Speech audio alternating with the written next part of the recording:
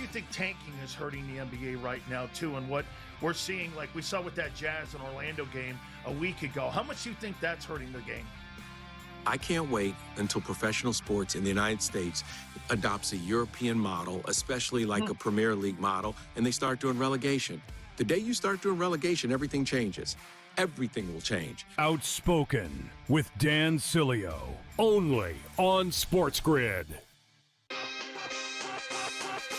Well, I ended up adding this since our show started here, Rohit, but his points prop tonight at 20.5 is the same number from the Iowa State game. That's a bit of a mistake, right? When we consider the gap in opponents here. I think Peterson specifically steps up. He needs to. I think he kind of owes this team a great performance. Game time decisions. Only on SportsGrid.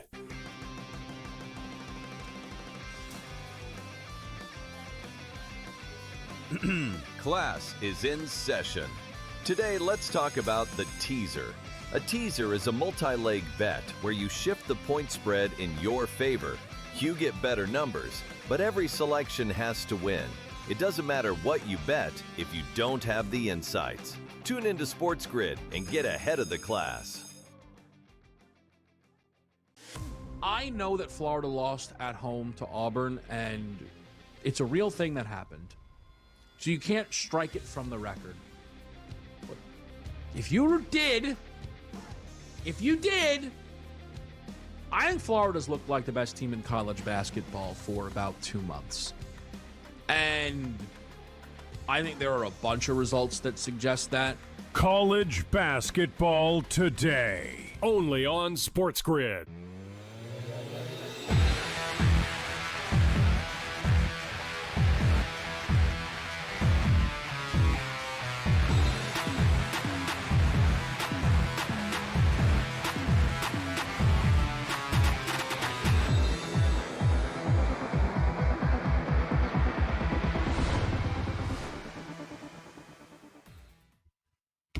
And welcome in. It is in-game live game day on a fabulous Friday evening. Scott Wetzel and Gabriel Morency for the next 2 glorious hours, right up until 10 p.m. Eastern time, watching, analyzing, and, of course, betting on the world of sports.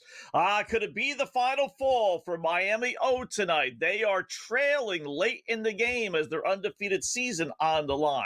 Upset already in the Ivy League tonight. We got NHL. George Kurtz will join us, SportsGrid host, in about a half hour or so. A little NBA as well. So we got it all. Also, Colby Dant with a little college basketball talk in the final hour. So a lot of things we could put some shekels on, hopefully making a couple of bucks along the way. First up, it is game time. What is betting you up tonight, Gabe? Well, Miami, Ohio on the ropes right now. This is a classic example of how, you might have missed out on the plus money. Will they be undefeated? But they were plus money a couple of minutes ago, right? They were trailing in this basketball game pretty much all game. Their coach had a meltdown before the end of the first half. They just cut the lead to 1.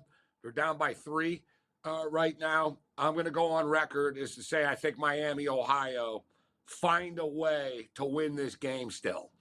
It's plus 130 right now, plus 135. It's going up. They have the basketball with 2.5 minutes left, and right on cue, they just scored. So it's 65-64. I say Miami, Ohio dance with the devil and escape tonight in at Western Michigan this evening. Yeah. We've seen this dance before, right? You and I, we brought it up many, many times that this team has flirted with disaster, down double digits, everything else, playing horrible, nearly blowing a 26-point lead the other night, but they always find a way. So they got, like you said, 2+ minutes left. Let's see if they find a way again tonight as a double-digit road favorite. So, and it's interesting, the coach, even before the game I was reading, was talking about the pressure, and it was mounting and all the distractions off the court and the offers they're getting and this and that. So it is starting to build. They're starting to crack. And we're not even into the conference tournament yet, right? The stakes are high. But listen, they also just announced today that they're spending $200 million on a new basketball complex as well. So, it'd be a big letdown if they don't win this game right now, right? They're on the verge of doing something special here. Even if they can finish the regular season undefeated, that would be an awesome, awesome feat. Like I said, and Boom. They just took the lead, 66-65. There you go. I'm rooting for him. I really am. So, speaking of winning, you might be having this same game, I imagine, opening pickoff time. So I'll really let you kind of spill out all the beans. But give me Michigan -1.5 at Illinois, Gabe. Listen, they're in a similar spot against Duke where I was saying, you know what, I'll take Michigan against anybody and basically pick them no matter where they're playing. Same thing tonight. This is a real road game, unlike the Duke game where it was a neutral site game. It's at Illinois. Illinois obviously is very good, but if you want to give me Michigan and basically pick them, I will take that team against anybody in the nation. Give me Michigan -1.5 at Illinois. Yeah, I'm going to take Michigan tonight as well. It should be noted that Illinois have beaten Michigan 9 straight times. Ooh, 9 straight times. Michigan have not beaten them. So you know that you're going to get Michigan's attention tonight. And, you know, the Duke game was a stupid game. Think about it, Scott. Michigan are playing Purdue, Duke, and Illinois in a 3-game run. Which is the 2 more important ones, right? Yeah, Duke was Purdue like, all right, Illinois. whatever, dude, non-conference game. We'll play this game. We beat Purdue, and now it almost sets up better for Michigan coming off the loss against Duke. It's like, all right, we lost to Duke. Now we're back in the Big Ten. Let's go and beat Michigan, beat Illinois. It's not going to be easy, though, this game. Illinois are a damn good team, but I do think Michigan are better. I think Michigan are going to find a way, and I think it's going to be a high-scoring game, but we'll get to that. All right. Next one for me, everyone's talking about Miami O and the MAC. There's another good game. Battle of the second and third place teams, Akron and Kent State. I'm going to grab Kent State +3.5 at home they are. Now, Akron's owned this series 6-0 straight up, 5-1 against the spread. But that's okay. You know, these teams sometimes are good, sometimes they're bad. That's really not that big a deal. Kent State 5-1 their last 6. Akron's really good as well. Obviously 13-1 run, but only 1-5 against the spread. And I'm getting Kent State +3.5 at home. A little suspicious there that they're the actual underdog. I'll take Kent State to win outright at home against Akron. We talked about the total of this game. Both these teams are under teams. Like if you're looking at their numbers, it's like, yeah, especially, and they both have the same number actually. And I don't watch every Illinois game like I do Michigan games, but they're 17-11 to the under. They're both 17-11 to the under. But with that being stated, they're both kind of in a similar situation where Michigan don't have to score often a lot of the times in the last 10 minutes of games. So it kind of, it bastardizes their numbers a little bit. Like their numbers could be bigger. And Illinois are pretty good. Illinois blow a lot of teams out as well. So, case in point, when you look at Illinois, when they have to score, all right, they just played UCLA 95-94 against UCLA. Wisconsin 92-90. Michigan State 85-82.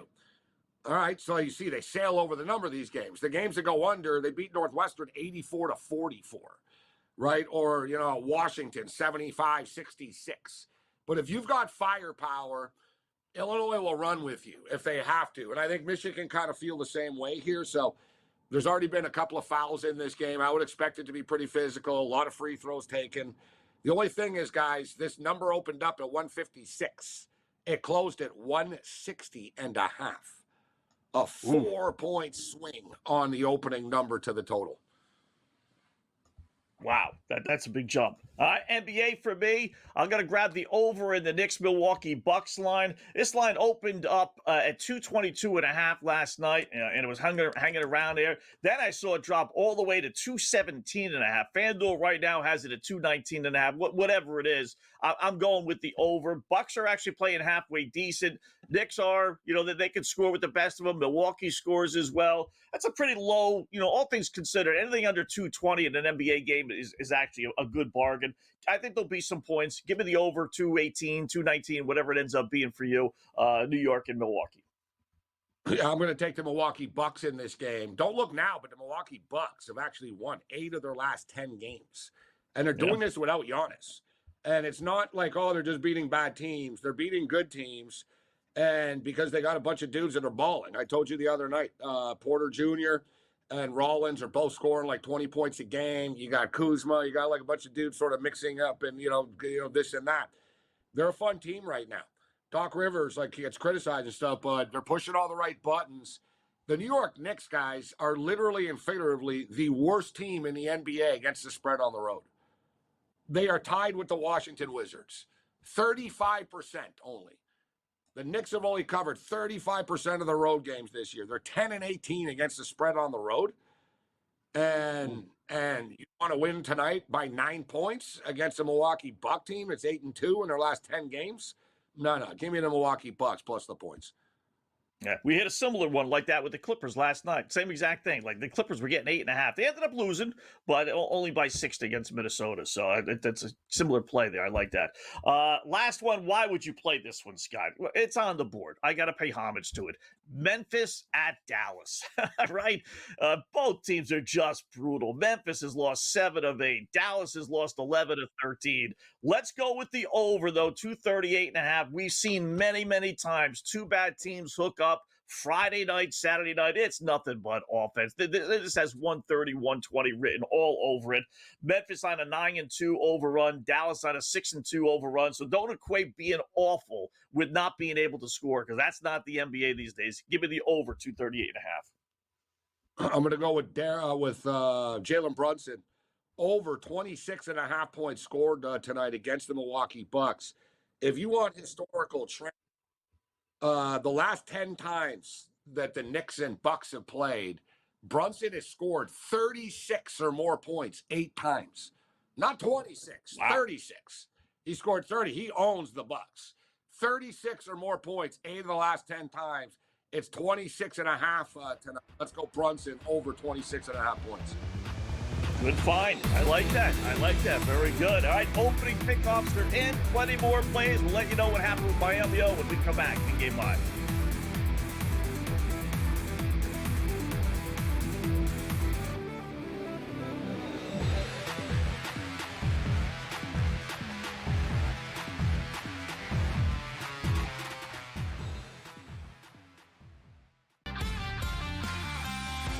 think tanking is hurting the NBA right now, too, and what we're seeing, like we saw with that Jazz and Orlando game a week ago. How much do you think that's hurting the game?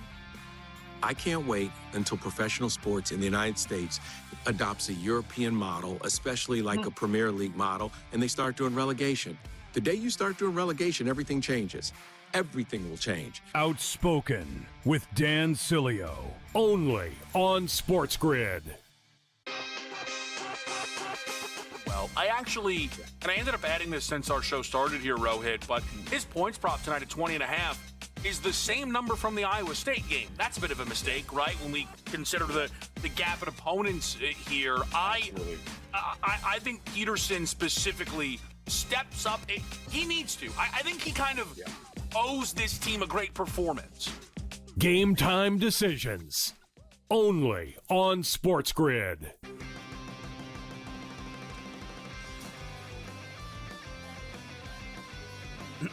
Class is in session. Today, let's talk about the teaser. A teaser is a multi-leg bet where you shift the point spread in your favor. You get better numbers, but every selection has to win. It doesn't matter what you bet if you don't have the insights. Tune into SportsGrid and get ahead of the class. I know that Florida lost at home to Auburn, and it's a real thing that happened. So you can't strike it from the record. But if you did, I think Florida's looked like the best team in college basketball for about 2 months. And I think there are a bunch of results that suggest that. College basketball today, only on SportsGrid.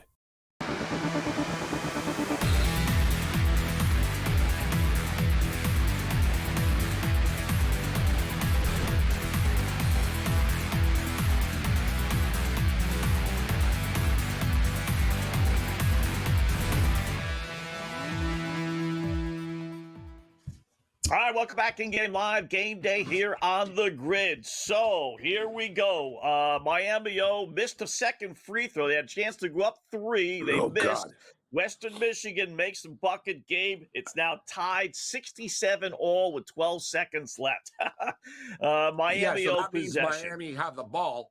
Exactly. They have the ball. We've seen this before where they've scored late and stuff like this. And/or goes to overtime. And if you're Western Michigan, we'll quote the late great Dennis Green, we let them off the hook. Like, you had them. Great You quote. go to overtime. We had Miami, them. Ohio. Wait, win who for were they sure. thought Like, we were? Yeah, they go to overtime. It's done. Like, they're going to win. Like, you know what I'm saying? I took Miami, Ohio money line when they were down like 7. They were down 48-41, and I jumped in on them then. They're giving you Western all just because of one possession, and I get it. That's huge. But if you want to take a flyer, you take. Oh, they hit. You can't make this up. Wow. Miami, Ohio scores at the buzzer to win 69-67. Wow. I was going to say you could take Western Michigan. They were giving you 3.5 to 1. They're like the Kansas City Chiefs. Wow. Like they really They're are. amazing. Like, you got to give them credit. They're like the team of destiny where it's like, man, all right, we just scored at 6. And you think, man, no, he left 12 seconds on the clock. They're going to score. Yeah. And they do. They did. Like, you know what I mean? Like, you know, the kids are choking. It's amazing. They don't choke at the end of these games under all this pressure. They find a way. I don't care if it's the MAC or not. Yeah. You know what I mean? You're 29-0 now. It's super impressive. But you talked about the complaining now. Oh, they're stealing and trying to steal our players. Everybody, blah, blah, blah. Yeah. Nobody wanted to play us, blah, blah, blah. The guy threw like a speaker at the end of the first half today. Pressure's getting to them.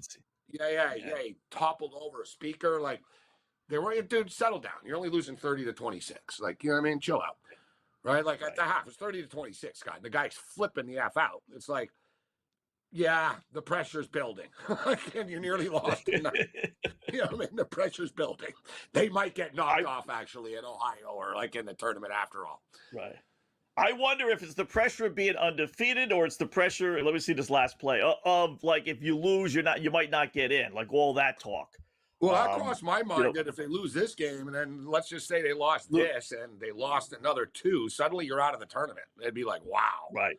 But I look at it more of a selfish thing, Scott. Come on, bro. How long till this coach bolts? Oh, yeah, right? Like really? Like, what, dude, this guy just goes 34-0 or something? Come on. He won't even be there next year.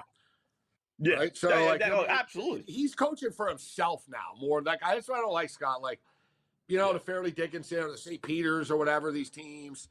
It's like, you're all snakes oil salesmen. Oh, my kids. Now you're showcasing yourself in the tournament. It's all about you. Hell, even that stupid little equipment manager dude, Aura, there, wanted an NIL deal, Scott. You know, the kid comes out with a boombox. Nick State. Right. He left. He went to NC State, and he lost his gig there, whatever. He's back at McNeese now with his boombox. It's like, bro, you're like 30 now. It was funny 5-8 years ago, whatever. It was cute then. Yeah. You know what I mean? Like, they just, like, everybody's like, the tournament is like, look at me time. You know what I mean? Like, yeah, me. I'm not like the kids want to get to the tournament to transfer, Scott, too. Right? Like, honestly, if you're on Miami, Ohio, you make the NCAA tournament, you're showcasing yourself for the real teams after. You know, it's like, all right, you know what? Yeah, Ohio State offered me a deal now instead of Miami, Ohio. I'm going there. Like, let's just be real. I mean, this thing's going to implode on them eventually, but give them credit. They found a way again. Yeah. I mean, it was simple little isolation play. It was really bad defense. I just saw it there. I was watching it there. It was just bad defense by Western Michigan. Guy dribbled the ball up the court like 12 seconds, like it was, in the middle of the second half. No big deal, right? There's no pressure on him. Wasn't double teamed, and he just beat his guy to the basket for a layup. No one slid over. No one helped out defensively. It was just like, Western Michigan, what are you doing? This is why you're 4-11. So he can hit a nice layup at the buzzer. I mean, help the guy out a little bit. And at the same point in time, we're praising a team, and you just sort of said something there. They're like, if you're on the committee, it'd be like, yeah. And the committee are watching, Scott. In fact, I don't know if you guys saw this, but it's begun.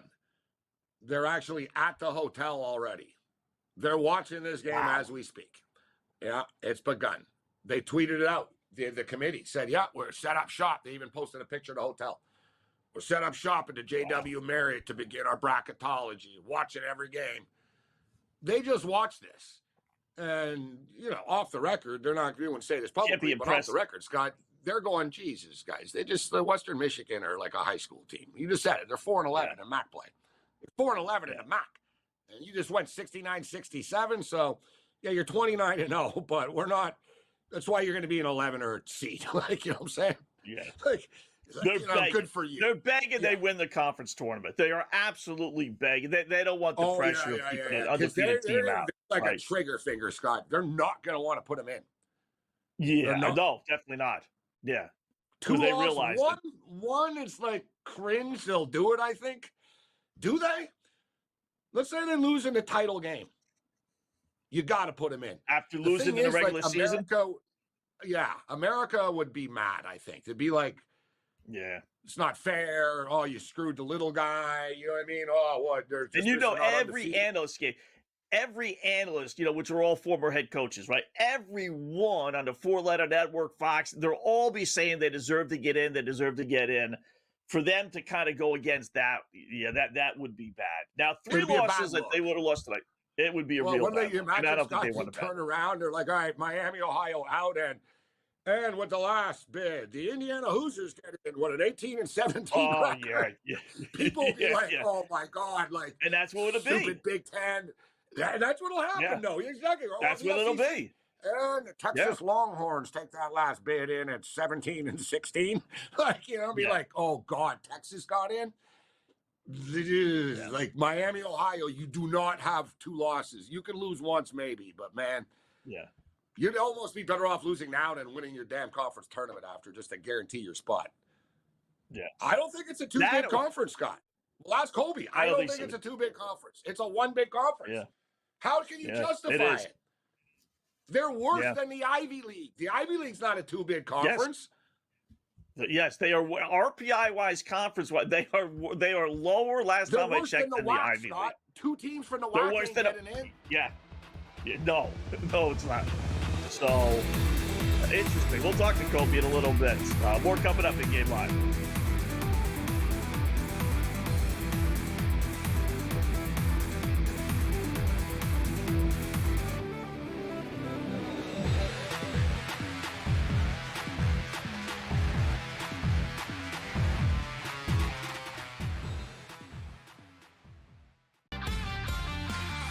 How much do you think tanking is hurting the NBA right now, too? And what we're seeing, like we saw with that Jazz and Orlando game a week ago, how much do you think that's hurting the game? I can't wait until professional sports in the United States adopts a European model, especially like a Premier League model, and they start doing relegation. The day you start doing relegation, everything changes.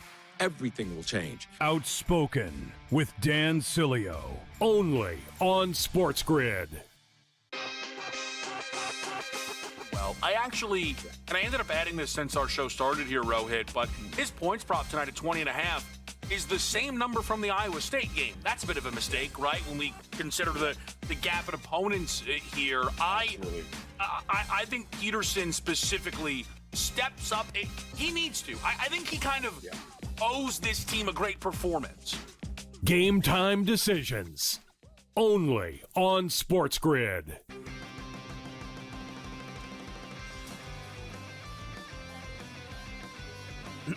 Class is in session. Today, let's talk about the teaser. A teaser is a multi-leg bet where you shift the point spread in your favor. You get better numbers, but every selection has to win. It doesn't matter what you bet if you don't have the insights. Tune into SportsGrid and get ahead of the class. I know that Florida lost at home to Auburn, and it's a real thing that happened. So you can't strike it from the record. But if you did, I think Florida's looked like the best team in college basketball for about 2 months. And I think there are a bunch of results that suggest that. College basketball today, only on SportsGrid.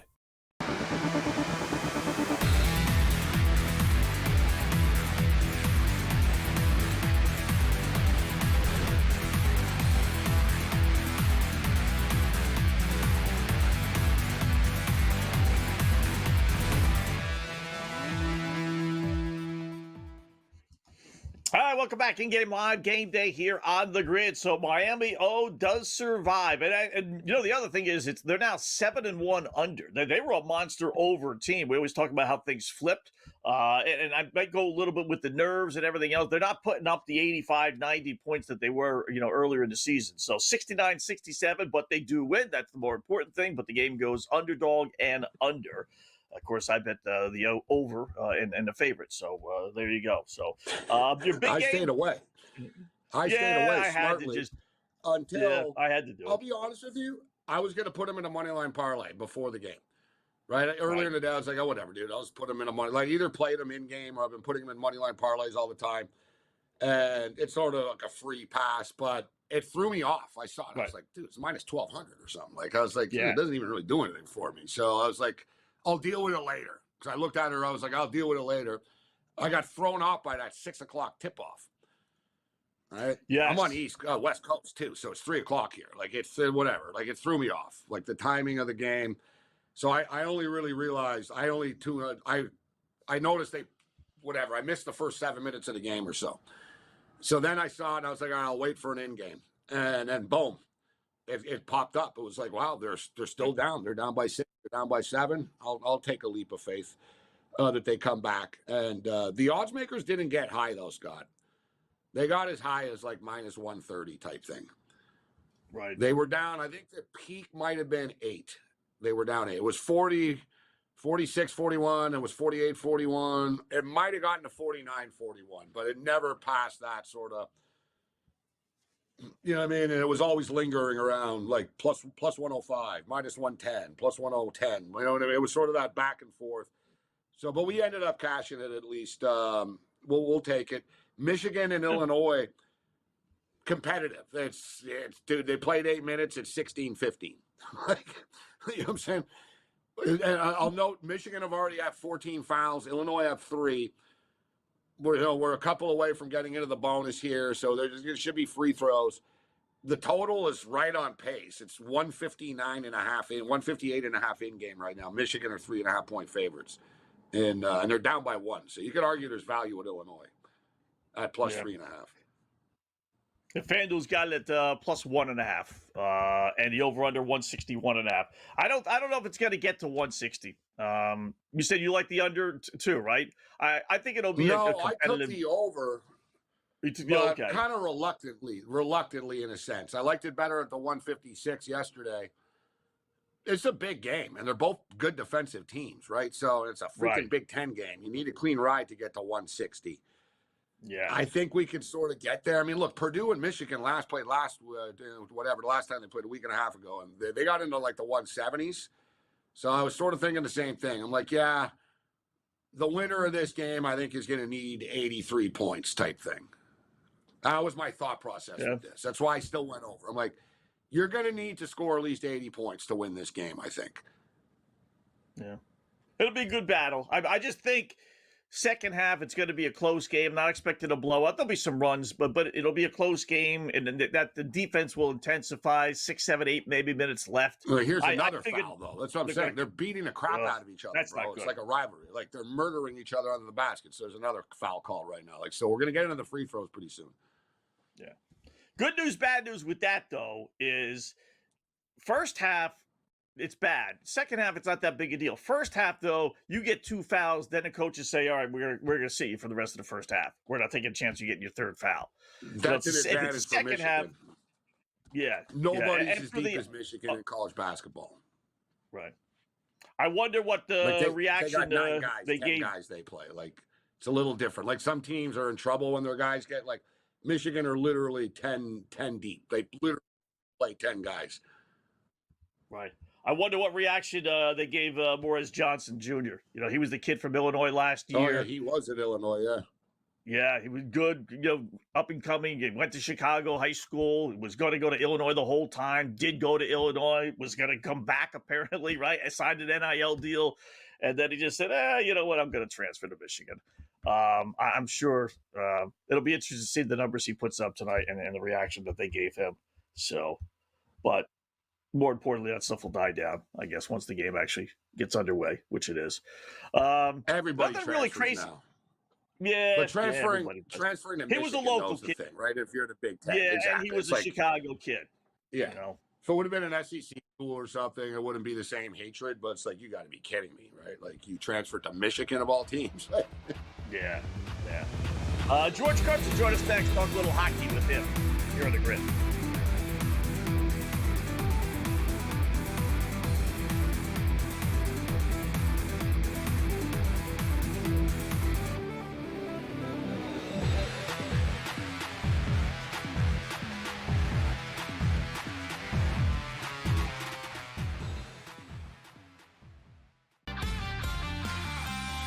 you think tanking is hurting the NBA right now, too, and what we're seeing, like we saw with that Jazz and Orlando game a week ago? How much do you think that's hurting the game? I can't wait until professional sports in the United States adopts a European model, especially like a Premier League model, and they start doing relegation. The day you start doing relegation, everything changes. Everything will change. Outspoken with Dan Cilio, only on SportsGrid. Well, I ended up adding this since our show started here, Rohit, but his points prop tonight at 20.5 is the same number from the Iowa State game. That's a bit of a mistake, right? When we consider the gap in opponents here, I think Peterson specifically steps up. He needs to. I think he kind of owes this team a great performance. Game time decisions, only on SportsGrid.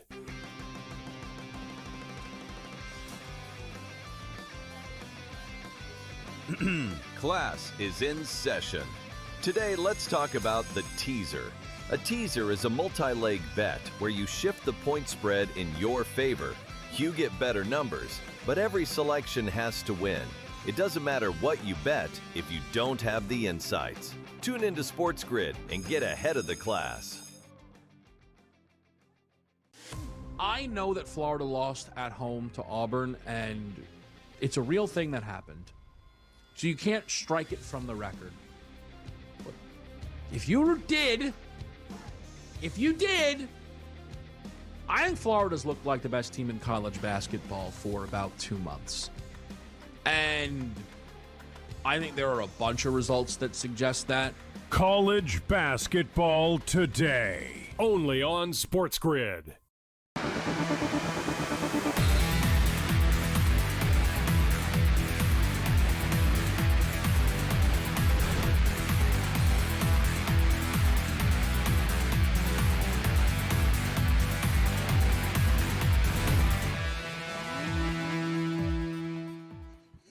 All right, welcome back in Game Live, Game Day here on the grid. Scott and Gabe, hour number one. We'll put the baskets aside. Let's talk a little hockey, maybe a little baseball as well. With our good buddy, SportsGrid host, you see it here all the time here on the grid, Mr. George Kurtz. What's going on, George? How are you tonight? Decent slate of hockey games, not a lot, but we got some halfway decent games. Washington, Vegas, Buffalo, Florida Panthers, Minnesota, Utah is actually a pretty good game as well. Oh, yeah. So, what's on your plate tonight? Yeah, so far so good in the early going here. I'm on Buffalo and Washington tonight. Just picking against Vegas because they had all those players returning from the Olympics playing for the first time since Sunday. So you figure they might get to a little bit of a rusty start here, and so far that has happened here. Buffalo is like, I was taking the good price here. Florida played last night, so we'll go against Florida. And Buffalo, they just don't lose of late. No doubt the game is more important to the Florida Panthers. They have to try and get back in this playoff race. But I like Buffalo. They're hot, and also, once again, a little more well rested than Florida. Vegas were in a weird spot. They played against LA the other night on the West Coast. They were shorthanded, but they won the game. And that's bizarre world. So now they have to fly to the East Coast. They had a bunch of dudes that stayed on the East Coast, right? That were like, yeah, we're not flying back to like for one game, not to play with the LA Kings, right? We're in Washington, whatever.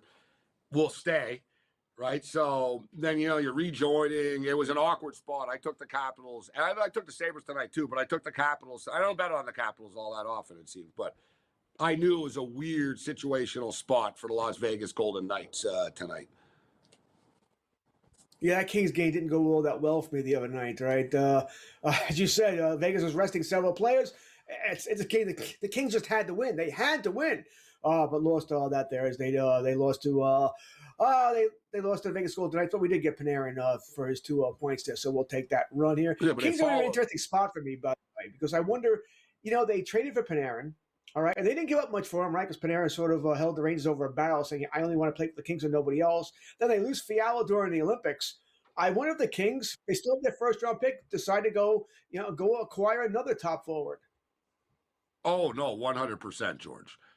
They're going to have to. Like, I don't know if you saw, like, dude, the chance that they want to fire the GM, people are mad. That's a very negative building right now, that building. Between the Lakers and the LA Kings, man, I got to tell you. Yeah, Scott, the Lakers are imploding and the Kings, you figured out the Kings. Yeah, the Kings have hardcore fans there. Like, yeah, they had the fire Hiller chance there, their GM. They're pissed. I mean, like there was really, like you said, these are important games. Everyone knew, all right, Vegas missing 1 million guys in the first game back from the Olympics. The Kings are looking good. They blow the game in the third period. 1 million goals are scored. And how do they follow that up on their home ice 24 hours later? 8-1 loss to the Oilers. 8-1. Ugly loss. Right? Yeah. So, like, the Hounds are loose right now in L.A. and the Kings. And I don't think they go backwards. I think they're gonna jump in even more here and try to pick up somebody else. But I'll tell you what, guys, in the NHL, the Olympics were a disaster for everybody. And Rantanen's hurt now for like prolonged period of time. It started out as, oh yeah, Rantanen's going to be out for 2 weeks. Now it's like, you know what? He might be out. Like he's hurt. So like Rantanen, dude, like you got to be kidding me. So like Rantanen's out. They just announced today, the Dallas Stars, that Tyler Seguin will not be returning for the remainder of the year. He's out for the year. Wow. So now Tyler Seguin's out. Yeah, dude. Like, so, but they filed the paperwork on time. Yes. They got the cap space now. So, yeah, I'm just setting the table for the draft stuff. The Dallas Stars, the LA Kings, there's a lot of teams, bro, that are all effing in right now. And, it's going to be a very active market over the next couple of days in the National Hockey League. I'll tell you that. Elias Pettersson will definitely be in play for the Canucks now. Teams are going to be like, yeah, we don't want to pay him $12 million, but we don't have a choice. We got to pick him up now. We don't have a choice. Here's an interesting question then for both of you guys. Florida is 8 points back with 24 games left, right? They have to turn it on, and they got a few games, obviously, before next week's trading deadline. Two things. One, are you buying in? And if so, you can get them at 19-1. And if they make the postseason, I'm going to blow your mind, Scott. Or, well, you're going to say, Gabe, or if they don't, let's say they lose a few games and they fall 10, 12 back with like 18 games left, would they sell off some pieces? Yes. And George, I don't know. I know you follow the hockey world. I don't know how much you follow the rumor and the buzz and stuff, but I was going to say, Scott, it's pretty wild, but they want to trade Bobrovsky. Bobrovsky, yeah. Word is, yeah. Word like they're, all right, make us an offer. They know you need a goalie. The Panthers are about to wave the flag, Scott. Now, they just scored. They just scored against the Sabres. Unfortunately, it's 1-1. But they're about to wave the flag. They don't think that they're going to be able to do it. They're too worn out, bro. They're tired. They're worn out. It's reality. They know it from internally. And there's a buzz right now in Montreal. Bobrovsky to the Montreal Canadiens. Would they trade Marchand? He's having a great year. 27 goals. They would. Yeah, I think he'll be gone. Yeah, I think in the offseason, I think because he's only worthy on a good team, guys. There's no point of having him. You know what I mean? Like, what's the point of paying him? And after what he did last year, if some team gives you a first-round pick or something crazy for him, if you're at Edmonton or whoever that needs some gritty guy that you think is going to get them over the top because of his guile.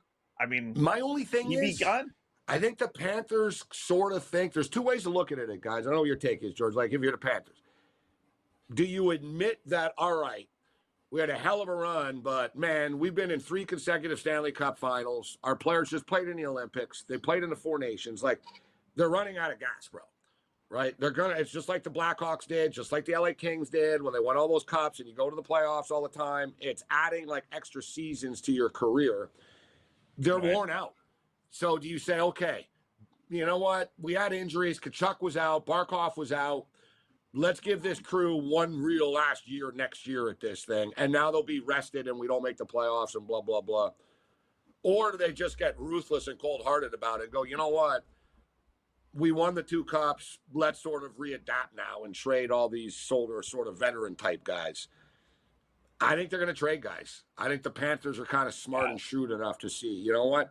Because, guys, they can re-sign people. It's Florida, bro. They're tax-free and all that. Right. They can get new players if they need. What do you think, George? I think they wait till a deadline. All right. I don't think they're going to go. I don't think they've made up their mind yet. We have heard the Bobrovsky rumors here. And forget Marchand to Edmonton. Wouldn't Bobrovsky going to Edmonton make a lot more sense there? They need a goaltender if they want to get to where they want to get. Marchand's could they fit him under the cap? Yeah, he'll go to a team that needs offense, not the Oilers. But I don't know if the Oilers could fit Bobrovsky under their cap, but boy, that would make a whole lot of sense here. But you look at Florida. You said it, they're 8 points out of a playoff spot. They can win tonight. It'd be only six. That's only 3 games. We have the playoffs are about 6 weeks away, so it's a game every other week to get in there. They play a lot of games before the deadline, guys. You got Buffalo tonight. You got the Islanders, Jersey, and Columbus. They got 4 games here. I think if they go 3-1. They're likely where they'll be less than 6 points out. I think they stick it here. I think they'll go for it here if they can go 3-1. They go 2-2, 1-3, or something like that. Well, then your decision's made for you. You're double digits out of a playoff spot. Then you have to trade the guys you don't think will be there long term. Yeah, but you know one thing too. They don't have like a fan base they have to worry about. I don't want to that's gonna yell and scream. But yeah, like, dude, whatever, dude. They just won 2 cups. You guys didn't even come like 2 years ago. So, like, shut up. Like, if we're gonna whatever we do, same Scott, like, they have to worry, like, oh, you're trading this guy. It's like, just shut up. You guys don't know anything. So, like, just shut up and come to the game, right? So they don't have that same sort of like, oh, what are they doing? My gut tells me they don't want to blow it up, right? I think they want to give it one real run next year, personally. Yeah. I think they want to go for it this year. I don't think they're going to give up this year. You know, that would be interesting, right? They're not going to win. There's no great team. Even if they make the playoffs, they'll get bounced. They're out of juice, bro. They don't have the gas anymore. Yeah. We'll talk more with hockey, maybe a little baseball talk as well with George when we come back.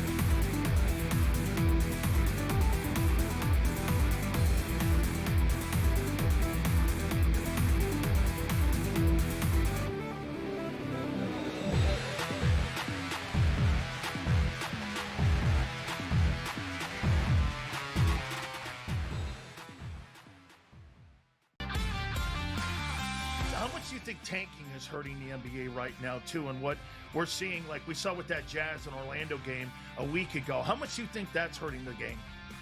I can't wait until professional sports in the United States adopts a European model, especially like a Premier League model, and they start doing relegation. The day you start doing relegation, everything changes. Everything will change. Outspoken with Dan Cilio, only on SportsGrid. I actually, and I ended up adding this since our show started here, Rohit, but his points prop tonight at 20.5 is the same number from the Iowa State game. That's a bit of a mistake, right? When we consider the gap in opponents here. I think Peterson specifically steps up. He needs to. I think he kind of owes this team a great performance. Game time decisions. Only on SportsGrid.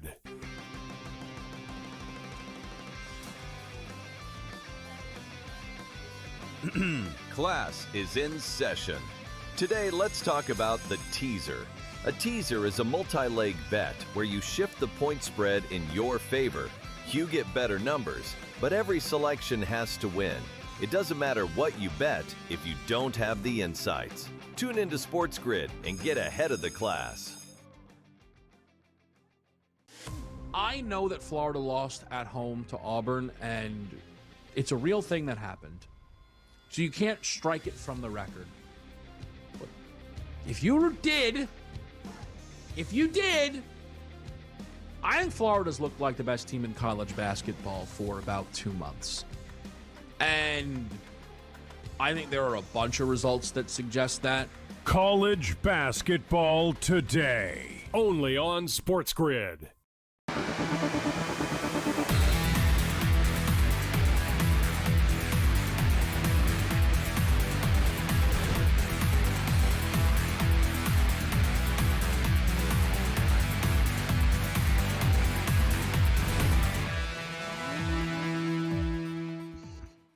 All right, welcome back. In-game live game day here on the grid. Talking some pucks with our good buddy George Kurtz. 2 games later on tonight, George, before we flip over. Minnesota, like I said, Minnesota-Utah should be a pretty good game. I see the Monmouth up to minus 144. Minnesota just beating Colorado the other night, plus 120. And then we got Winnipeg plus 115 or so at Red Hot Anaheim. Any thoughts on those? That was last night, Scott. Last night, Minnesota, just for the record, the toughest road trip in the National Hockey League. Altitude. Maverick, You got to play in the Mile High City, and now you got to play in Salt Lake City, the two highest altitudes in the United States of America, back to back. It's always a killer in the NBA for teams, and now the NHL are dealing with it. Great situational spot for Utah tonight, George. Are they good enough to beat Minnesota? I took them the other night against Colorado, right? And that didn't work out well. They lost 4-2 on Wednesday. Utah. I was on Colorado. The first game back, I was on Colorado that one. Yeah, I thought once again the Olympic guys play. I think Utah's they weren't playing so well coming in, so I gave a shot with Utah. And they had Logan Cooley coming back too. So I thought they played with well for Utah. But that being said, I did go back to him tonight. And Scott's right. It was minus 134 about 2 hours ago. So that's when I got it. So it has gone up a dime here. Once again, Minnesota played last night. Big That's game. at FanDuel. It's still 35 here. in a lot of places. Sorry, I was going to say it's still minus 135. I took the Minnesota. I took the Utah. I'm going back to the well here. And as I said earlier on Game Time, they lose tonight. I may not bet on them the rest of the season. 13-1 over, by the way. Minnesota Wild last 14 games. 13-1 over. How about that? By the way, this got to be a Stanley Cup right now. I'm telling you, they're 18-1. It's going to keep coming down. Like everyone talks. You look at the West, everyone's good, but Minnesota are a real bitch to deal with right now. That they have Quinn Hughes. It's put them over the top. They're going to play Dallas round 1, then Colorado round 2. The NHL's playoffs is insane. It's just dumb. But that's a bear for any one of those three teams to get. I guess even if it's Dallas or Minnesota to get out of that, to go beat each other, then Colorado, and then go beat Edmonton or someone like that. That's just nuts. It's really there's got to be a lot of Arizona fans, George, that are saying it with this Utah club. Like, where was this team when we were in Arizona? They were in Phoenix for so long. I think they made the playoffs one time. They were awful, right? No one's going. I get it, playing in the high school gym, but now that they were good the last couple of years. Yeah, they were building up. This. They were definitely building up. Yeah, it was the same team, though, Scott. It's not like they brought anyone new in. I know. That's Coyotes what I mean. Were just a young team. They got screwed with the timing of it. You know what I mean? The kids got good. They had the draft picks, and they sort of got good, and they moved on to half. A good goaltender, too. That helps there. They got the goalie now, and all the good young players are playing well. I agree with Gabe. It's just bad timing for the fans of Arizona. Yeah. But they're not a great team yet. It's not like this they is a suddenly team got that might be reckoned with. No, but at least they're competitive. Not that good. Right? They're okay. You know what they're going to make the playoffs right now, as of now.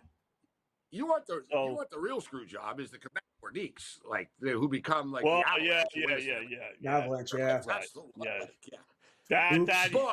is true. That is true. But the Montreal Canadiens never in a million years would have traded Patrick Waugh to the Quebec Nordiques. Right. He wouldn't have been on the team. Right. It would have changed the dynamic of it. But the Avs are so good doesn't mean that they wouldn't have had another goalie that would have just won the cup with them. But Patrick Waugh kind of did help them win those cups. So you know what I'm saying, though, George? You know what I mean? Like they never would have traded Patrick Waugh to the Quebec Nordiques if they were the Nordiques. It's like the Yankees trading for Boston or the Mets for that matter. It just doesn't happen. Even more so. Ray Bork is probably not going to Quebec either. Maybe he would, but not Montreal. How about your Cowgirls doing the franchise tag for George Pickens today, by the way, which kind of puts them behind the 8 ball with Aubrey now. Yeah, but now they can't sign Aubrey unless they come to his price. Well, I mean, he's a kicker.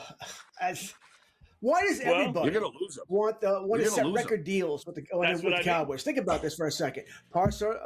Dak, record deal. Lamb, record deal. Parsons wanted a record deal. Lamb wants the big deal. Aubrey wants the big deal. That's because all the agents think that Jerry Jones is a pushover and he's going to give in to you. This is why all these guys are doing it.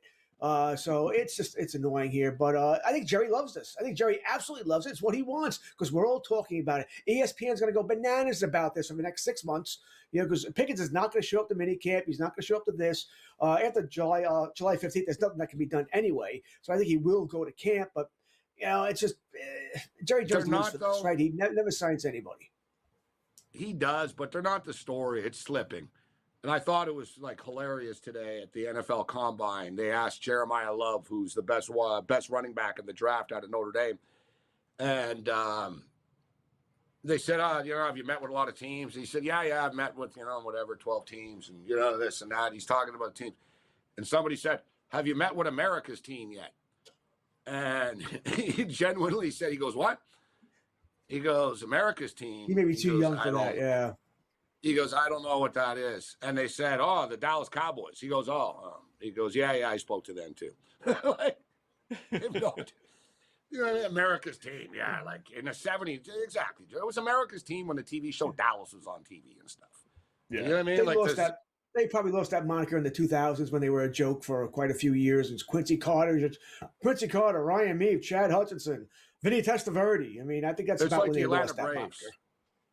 The Atlanta Braves were America's team, right? TBS, you know what I mean? Scott, but are they really America's team? Yeah, like not really. Because now everyone. Dallas was more America's team than the Atlanta Braves. Like no one ever. But you know what? You guys know this. But that's why I call Kurtz the front runner. You see, he's a Cowboy fan. He loves the New York teams, but they all suck. But the Cowboys were good, Scott, in the 70s. Same with you as a Dolphin fan. See, I'm a Bills fan. I've been. They sucked as I was a kid, and I didn't know it was all the way up. I like the star on the helmet when I was 8 years old, man. That's why I'm a Cowboys fan. And the colors. I love blue, silver. But I was that's why I'm a Cowboys fan. You guys know this to be true. We're all like, from the same era type thing.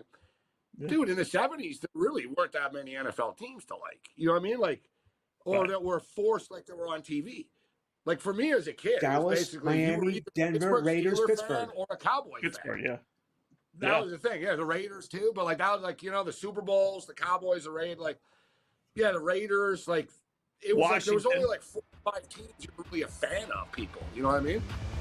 Yeah. You usually never saw all these teams. You only saw those in 4 o'clock games, late games, right? Yeah. George, good job, man. Appreciate it. Until we get soon.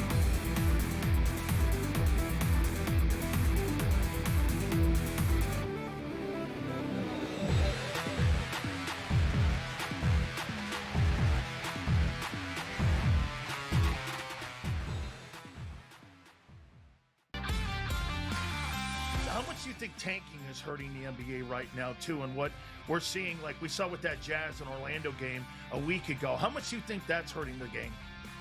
I can't wait until professional sports in the United States adopts a European model, especially like a Premier League model, and they start doing relegation. The day you start doing relegation, everything changes. Everything will change. Outspoken with Dan Cilio, only on SportsGrid. I ended up adding this since our show started here, Rohit, but his points prop tonight at 20.5 is the same number from the Iowa State game. That's a bit of a mistake, right? When we consider the gap in opponents here. I think Peterson specifically steps up. He needs to. I think he kind of owes this team a great performance. Game time decisions. Only on SportsGrid.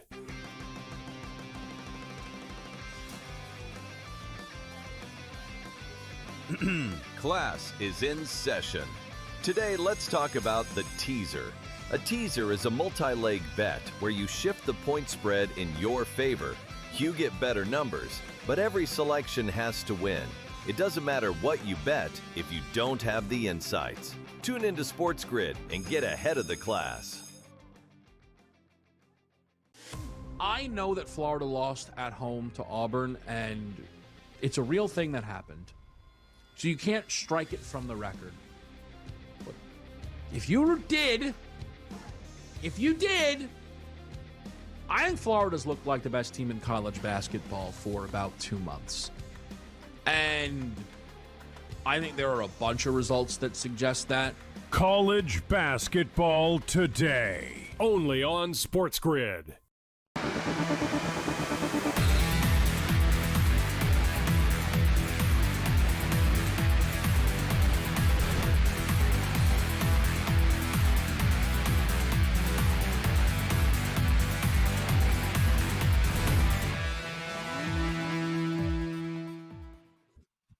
All right, welcome back in Game Live. Game Day here on the grid. Scott and Gabe closing out hour number 1. Don't go anywhere. Full hour to go. Just update things. Washington Capitals scored again over Vegas. That's sports, right? It is so funny. You can't make this stuff up. So Vegas is shorthanded. You said it, Gabe. Vegas is shorthanded. All these guys with the Olympic break, they're not with the team. Yeah. What do? They win a big game. Everyone's now back tonight, right? Now they get everyone and back what do they tonight, do? yeah.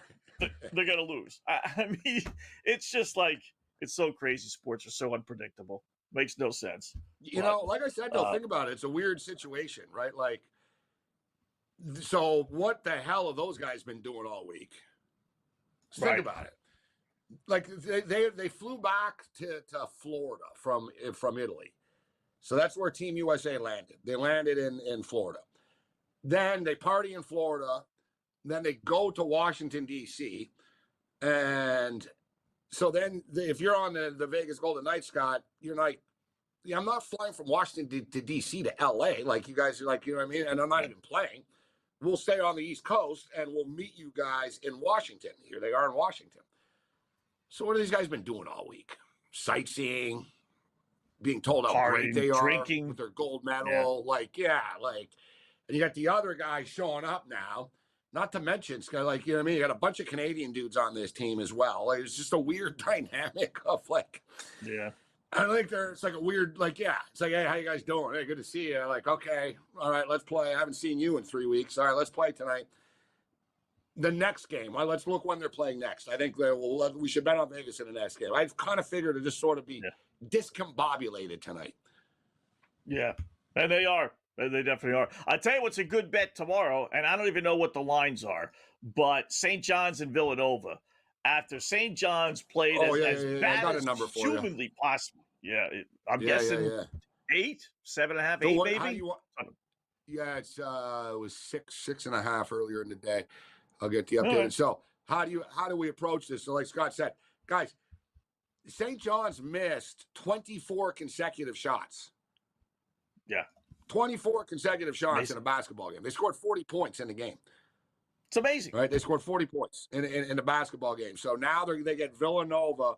Thing is, Villanova just got murdered by UConn, right? It's a thing I'm not such a fan. Oh, yeah, they did. No. Well, they played Butler after that. They already played a game after that. They played Butler after Butler. Okay, it was Bill. Yeah. Okay, so Villanova. UConn before that. Yeah, 7.5, 146.5. So it's gone up. It was like 6.5, 7 earlier in the day, and it was 145.5 earlier in the day. I talked about this on the podcast. So what do you think? You know, team total? Let me see. I got a number for them. Yeah, Johnny team total would be good. 7.5. They got to play better, right? I didn't expect it to be 40, but maybe I was kind of hoping maybe like 73, 74. But if you do the it's 146, so they figure they're going to win 77-70, and then that equals basically that's how it works. Tomorrow Villanova's there's good a lot of big games tomorrow. Like in the SEC, big time teams playing each other. A lot of massive overs tomorrow, or like really high numbers, dude. Like look at these SEC games tomorrow. Texas A&M 163, Alabama Tennessee 164.5, Oklahoma LSU 156, Arkansas Florida 169.5. Oof. I get to 170 in that game. 170, yeah. We got some track meets coming tomorrow in the SEC. I tell you, we got some good games tomorrow. I'm looking at the schedule. Wow. You start off noontime, Virginia Duke, right? Then you got Seton Hall, UConn. Arizona plays Kansas tomorrow even. There's a million of these big showdowns, You know the rivalry with Hurley and Seton Hall, right? So that's always good. Vandy, Kentucky is always good. It's a big game tomorrow even. That's a good one even. Texas Tech, Iowa. Texas Tech, Iowa State. Iowa State. And then Alabama, Tennessee. Yeah. And then you even close it out with the Gonzaga St. Mary's. West Coast the West Coast tilt every year. Listen, the Santa Clara hung around in the first half. I was feeling pretty good about it. I had 5.5 with Santa Clara the other night, and St. Mary's just murdered them in the second half. Yeah. Rare, right? It's Gonzaga, only 2.5-point road favorites in this game. Yeah. Rare to see Gonzaga this low in conference play. This low. Yeah. At basically even on the road. Yeah. I mean, in the end, it's going to be only 2. And in the end, there's only going to be 2 teams out of those 2 teams. Once again. I thought you were going to say he's going to land on 2 points. Which wouldn't surprise me. Yeah. It's 2.5. Late night kickoff coming up next, hour number 2.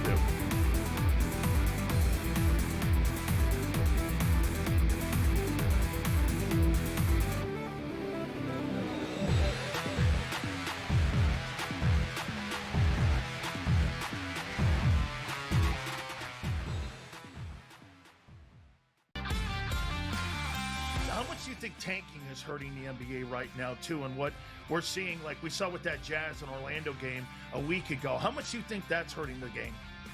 I can't wait until professional sports in the United States adopts a European model, especially like a Premier League model, and they start doing relegation.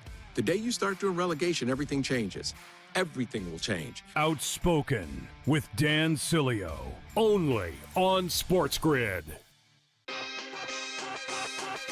Well, I ended up adding this since our show started here, Rohit, but his points prop tonight at 20.5 is the same number from the Iowa State game. That's a bit of a mistake, right? When we consider the gap in opponents here, I think Peterson specifically steps up.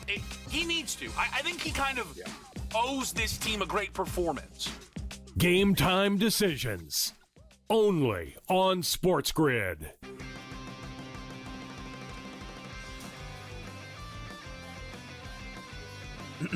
Class is in session. Today, let's talk about the teaser. A teaser is a multi-leg bet where you shift the point spread in your favor. You get better numbers, but every selection has to win. It doesn't matter what you bet if you don't have the insights. Tune into SportsGrid and get ahead of the class. I know that Florida lost at home to Auburn, and it's a real thing that happened. So you can't strike it from the record. But if you did, I think Florida's looked like the best team in college basketball for about 2 months. And I think there are a bunch of results that suggest that. College basketball today, only on SportsGrid.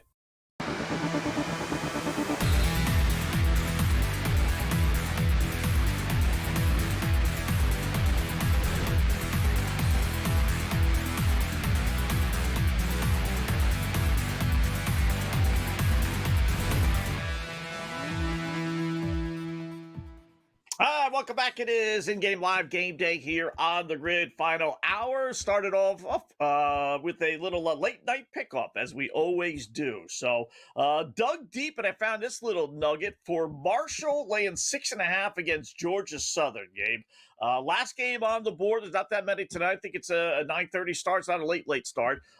Georgia Southern on the road, 1-12 against the spread their last 13 road games. Give me Marshall laying 6.5 at home against GS. Yeah, I agree. I don't like laying points in situations like this, but Georgia Southern, guys, another one of these teams at a complete free fall, and we've identified a lot of these under the radar teams that are just terrible. 2-8 straight up, 1-9 against the spread. So, they do get lit up. And then you get Marshall here. One thing about Georgia Southern, they can score, right? Like a lot of these teams. They'll get into a track meet and stuff, but they can't keep up. Marshall are like straight fire right now, their offense. 97, 94, 84, 87. These guys are, the total is really high in this game. It's 168.5 right now. But I agree with you. The market had bet it up, Scott. It was 6 earlier in the day. It's 7.5 right now at tip-off. So you got to lay 7.5 points with Marshall, but I like Marshall minus the points, and I think it goes over the number. Little hockey, next pick for me. Give me the Minnesota Wild. I know it's a tough spot, back-to-back games, and it was a monster game at Colorado last night. It's kind of weird. I thought the Colorado line was a little low, and turned out, sure enough, they lose. And I thought tonight's line's a little high. I got Minnesota's won 6 in a row, playing great. But back-to-back Colorado, Utah, I get it. But if you want to give me odds with the Wild right now, they're playing great hockey. Utah's good, don't get me wrong. But I'll take the Wild plus the 115 or so against Utah. We have a big time. I'll tell you what, this week there's been cool basketball in the NBA as well. Right? We talked about it earlier in the week. You had the Spurs and the Pistons, the Spurs and the Raptors, the Thunder and the Pistons, whatever. There's been a lot of sort of bigger, teams playing each other. And we have another one tonight, actually, the Denver Nuggets in Oklahoma City. And it was 8.5. It's down to 7.5 right now. No Jalen Williams tonight. There's 2 Jalen Williams on Oklahoma City, but the good Jalen Williams, the star Jalen Williams, isn't playing tonight. SGA returns, though. So Gilgeous Alexander is back this evening. And I tend to think that he won't really be on a limit. Like, I think, if he's back, he's back. I think he'll just do his thing. But with that being stated, there seems to be some sort of assumption that, SGA is back, so they're going to smoke Denver tonight. Dude, Jamal Murray's playing. Jokic is playing. Denver are missing a few pieces, obviously. Aaron Gordon is hurt still. But, I think the spread's too high here. To me, Oklahoma City, it's not last year. They've lost the credibility to just assume they're going to blow teams out. It's a battle for them to win these games against good teams now, right? And I don't see why tonight's any different. If I'm wrong, I'm wrong. It's not the stone cold lock of the century, but give me the Denver Nuggets plus the 8 points. All right. I like that, actually. I'm going to get to that game in a bit. Next one, hockey one for me. I'm going to grab Anaheim at home against Winnipeg. Hellebuck probably will be with he's definitely with the team. He's probably starting tonight for the Jets. But that's okay. I'm still going with Anaheim. I think the Ducks are just chomping at the bit. They haven't made the playoffs since 2017. That's the third longest drought in the NHL. They were playing great hockey before the break. Them and Buffalo, a couple of teams we mentioned that, the break came at the worst time because they were playing really good. They're 10-2 their last 12 games. 6-0 straight at home as well. Winnipeg 4-12 on the road. Now it's a little different because now Hellebuck is back. But you know what? Bottom line is two good teams now that Hellebuck is back. But what are we going to get out of him? I don't know. He may be still flying high from the Olympics. Give me Anaheim at home, laying a small price. I don't like getting in front of Hellebuck tonight, but I agree with you on this game. And listen, full disclosure, a couple of nights ago, I bet against Anaheim, and I took the Edmonton Oilers in the first night back. And I bought into the Connor McDavid, this and that, and I was a day late. I was early for the, late for the wedding, early for the funeral, in which McDavid and the Oilers exploded last night, 8-1. So it's it took them an extra day to get to where I thought they were going to get to, being all angry and stuff. But I don't like messing with this Duck team. I've been talking about it all year, Scott. They've got a good thing going there. They have a good team. Quenneville's a really good coach. But the fans, the arena, their giveaways, they give those duck masks to everybody. They have Ben the Duck that actually be an actual live duck that beats a drum before the game and stuff. Instead of the Orange County, it's like the Orange County now with the Ducks, and they're all in. They're just sort of they're a feel-good, buzzing team right now. Close game, but I think they pull it out in a one-goal game. They find a way to beat the Jets in overtime or something like that. All right. Last one for me will be that Denver game. I'm going to grab the over. It's up to 234.5 right now on FanDuel. Either way, I still like it. 233.5, 234.5. Denver, one of the better over teams. I think they're number 2 as far as over goes. They're 9-3 over their last 12. OKC 7-2 over. And if SGA is back as he is, this is the NBA. It's not hockey. It's not baseball or football where these guys can be 70%, but we're going to, give it the old college try. No, not the NBA and not SGA, right? If you're Oklahoma City, you're not taking any chances. You're making 100% sure this guy is 100%. So his return should leave it to some points as well. Give me the over 233.5, 234.5. Denver, OKC. Yeah, I agree. I don't think there'll be restrictions on him or anything like that. I think he probably has been good to go for something even, or a couple of days. There's no need to rush him. But at the same point in time, if you're Oklahoma City, you want to start to dial it up a little bit and start playing better basketball, right? Playoffs are around the corner. And we got a live good one, too, between Eastern Conference heavyweights, bro, right now, with the Cavaliers and the Pistons going on.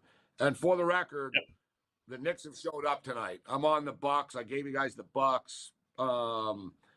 The Knicks are crushing them. It's 72-50 late in the first half right now. And as far as this is the good news. Good news, bad news. But Scott, remember I brought up, I said, Brunson. I said, dude, the guy's got 36 points or more in 8 of the last 10 games against the Bucks. He's got 25 points already right now. Wow. He's got 25 points, Scott, in the first half. What is it with he played in Dallas? I got him over 26.5. Just please don't take him out of the game here. I need this not to be I need one more bucket. Yeah, right. Give me one more bucket, man. One more. I wonder why. Is there some connection that we're missing? Did his father, who's a coach now, get a job with the Bucks, or You They know, can't guard him. I guess. I mean, he's good. Don't get me wrong, but 36 points is like that. That's a huge number. That's like crazy. I know. Look, 25. I mean, even tonight, look at the box score for the Knicks. He's got 25. Bridges has 2. Anunoby's got 6. Alvarado's got 5. Josh Hart's got 12. You know what I mean? Like, he's like, Right. look, he's basically the team tonight. I mean, he's got 25 of their 75 points. So he's got 33% of their points scored. We gave the over out. That's looking pretty good. Don't want to change that, but it's up to 238.5. I'm not sure why. Maybe they announced Giannis wasn't playing. Maybe that dropped it from 222, which I thought was low anyway, to 217.5. Well, everyone knew he's not playing. He's not playing. He's hurt. He's out. So I don't know why that would have dropped 5 points. That was crazy. So yeah, It's that funny would be a though that bad Giannis beat. talks smack about the team sucking, and he's not there, and they're 8-2 without him. I just think that's funny. Yeah. Like, I don't know, dude. Maybe you're the problem here. Like, Yeah. and think about it, Scott. He's so negative. Imagine if you're on the Bucks. You know, you don't have any juice, so you're not legends, or Porter Jr. or whatever, Ryan Rollins. You're dudes. You've been in the league 4 or 5 years.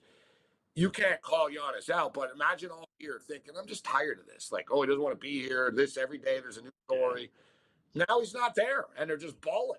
You know what I mean? They're losing tonight, but things have been going well for them. Knicks got 77 points in the first half. 2 seconds left. 77-57. Welcome to the NBA. All right, more I think coming the up. Bucks Big with plus the 20 and a half are live. yeah, A lot of points. I think so too.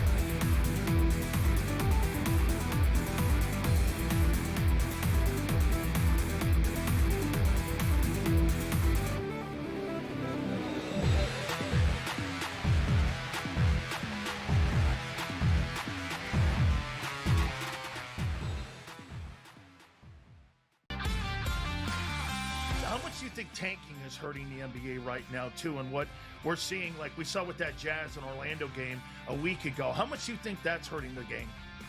I can't wait until professional sports in the United States adopts a European model, especially like a Premier League model, and they start doing relegation. The day you start doing relegation, everything changes. Everything will change. Outspoken with Dan Cilio. Only on SportsGrid. Well, I ended up adding this since our show started here, Rohit, but his points prop tonight at 20.5 is the same number from the Iowa State game. That's a bit of a mistake, right? When we consider the gap in opponents here. I think Peterson specifically steps up. He needs to. I think he kind of owes this team a great performance. Game time decisions. Only on SportsGrid.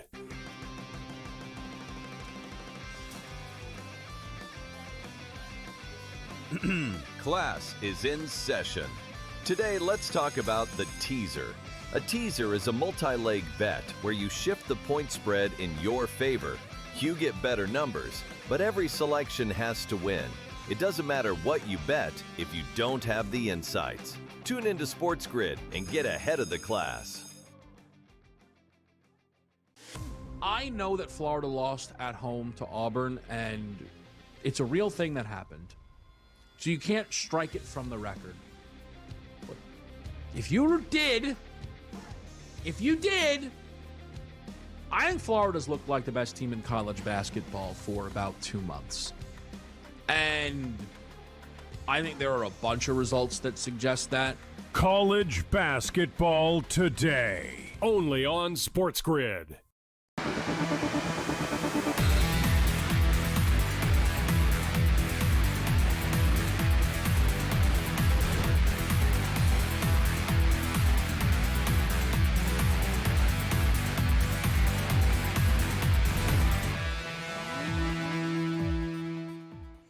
All right, welcome back in Game Live, Game Day here on the grid. Scott and Gabe, hour number 2. Let's take a peek at the college basketball. The headline game at the actually just started the second half.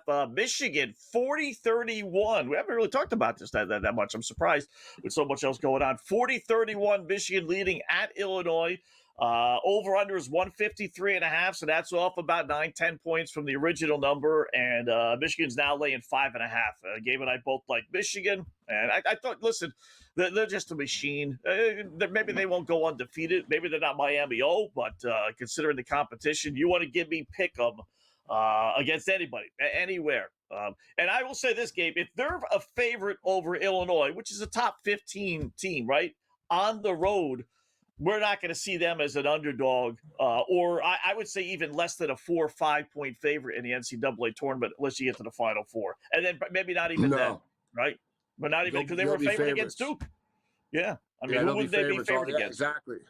On a neutral court, exactly.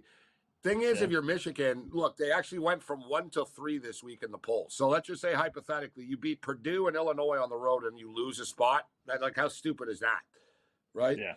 But it is what it is. But honestly, this is really good stuff for Michigan now and Illinois. But we're talking about Michigan. This is good stuff for Michigan. They're going to be severely battle tested, Scott, come tournament time. Like, who haven't they played? Like, they smashed Gonzaga. They beat this team, that team, right? They beat, like, teams in every conference, basically. Nothing will phase them now. And honestly, like, what week would they have, like, as hard as they've had this week with Purdue, Duke, and Illinois, all in a three-game span?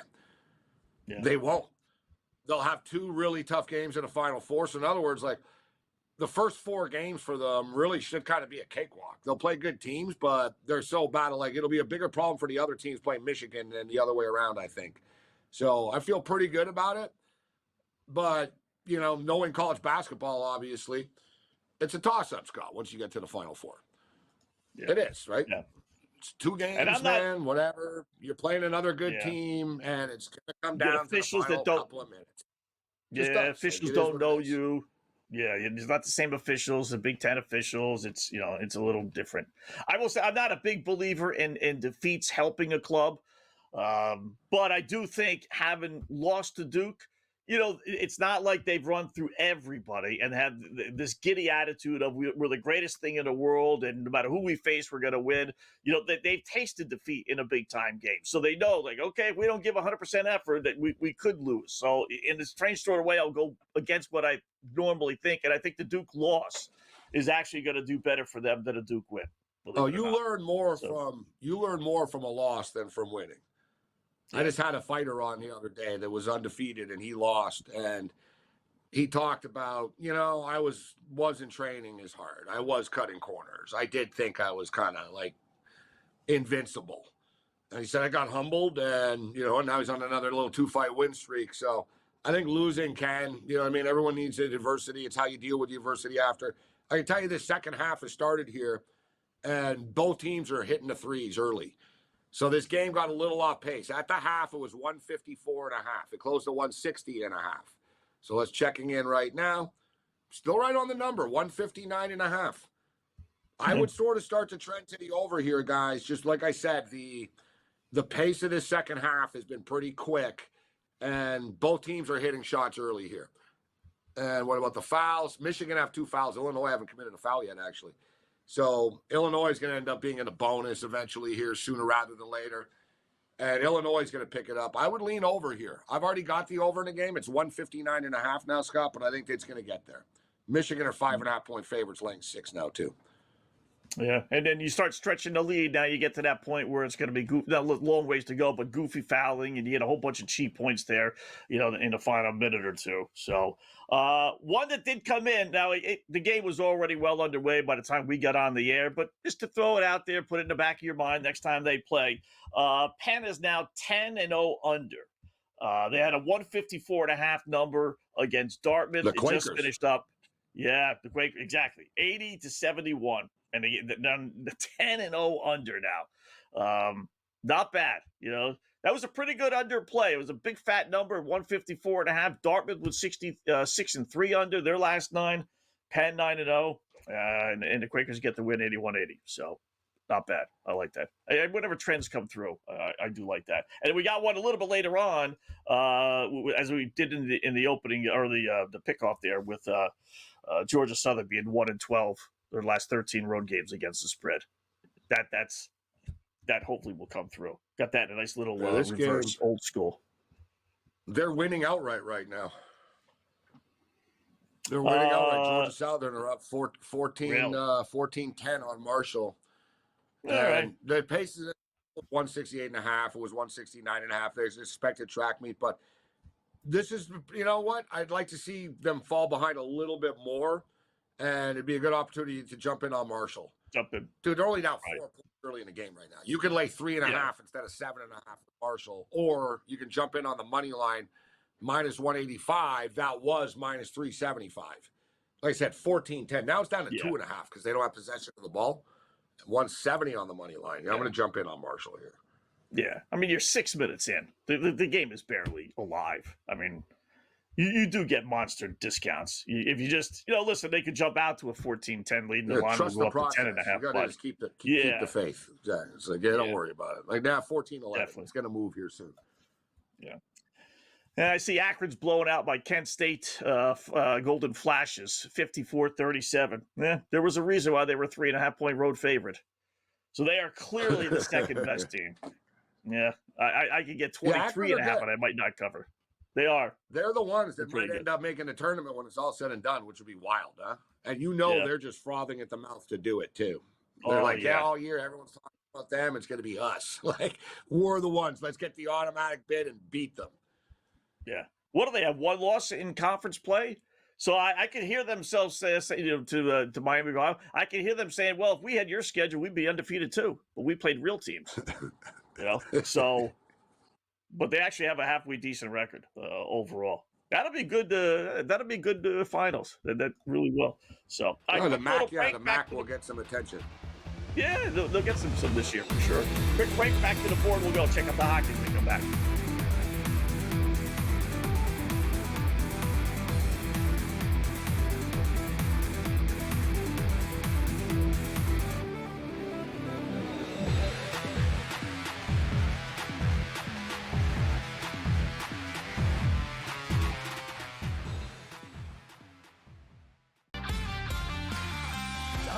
Tanking is hurting the NBA right now too, and what we're seeing, like we saw with that Jazz and Orlando game a week ago, how much do you think that's hurting the game?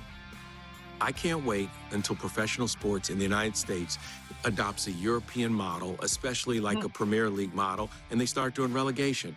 The day you start doing relegation, everything changes. Everything will change. Outspoken with Dan Cilio, only on SportsGrid. I ended up adding this since our show started here, Rohit, but his points prop tonight at 20.5 is the same number from the Iowa State game. That's a bit of a mistake, right? When we consider the gap in opponents here. I think Peterson specifically steps up. He needs to. I think he kind of owes this team a great performance. Game time decisions. Only on SportsGrid.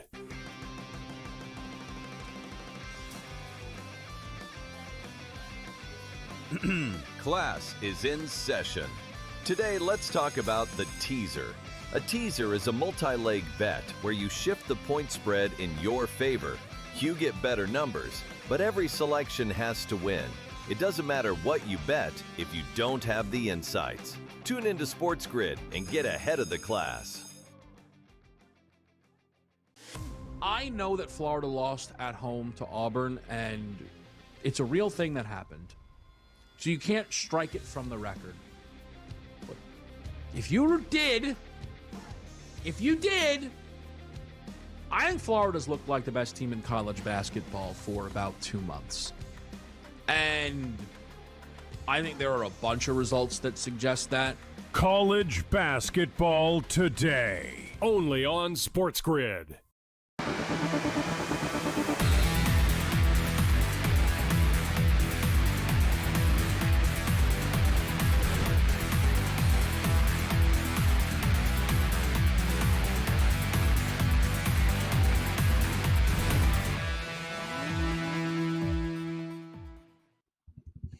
All right, welcome back in Game Live, Game Day here on the grid. Scott and Gabe, hour number 2. We got Colby Dance, the College Experience podcast. Do a little college basketball with him in a couple of moments. So with that, let's check out the NBA and NHL board. NHL still 1-1 Florida and Buffalo. That's been 1-1 for a while there, early second period.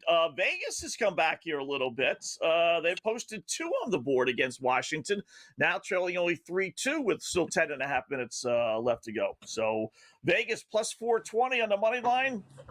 You know, I like playing on teams that scored the last goal, especially if they scored the last 2 goals. You know, they're hopping, they're jumping, whereas Washington might be like, what's going on? I think plus 430 is not bad. I'd take them plus 1.5, but even that's minus 130. So I'll take them straight on the money line, plus 430. Little hunch play, little something on that.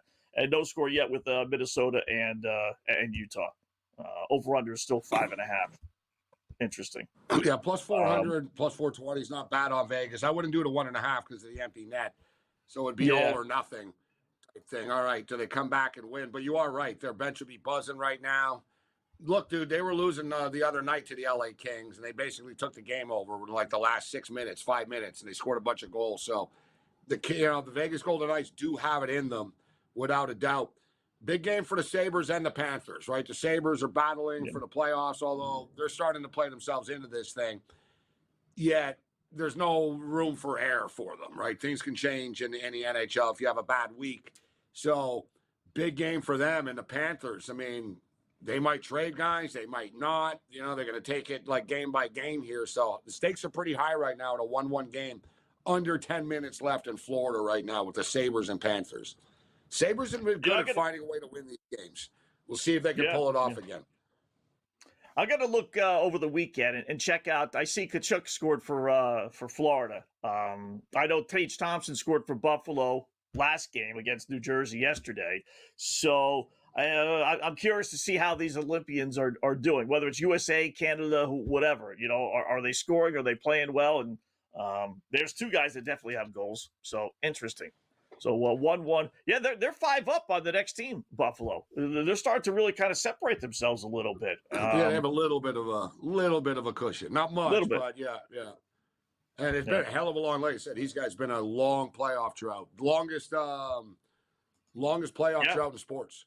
We've talked about other teams not winning and never making it to the World Series, the Mariners and whatnot, and different, you know what I mean?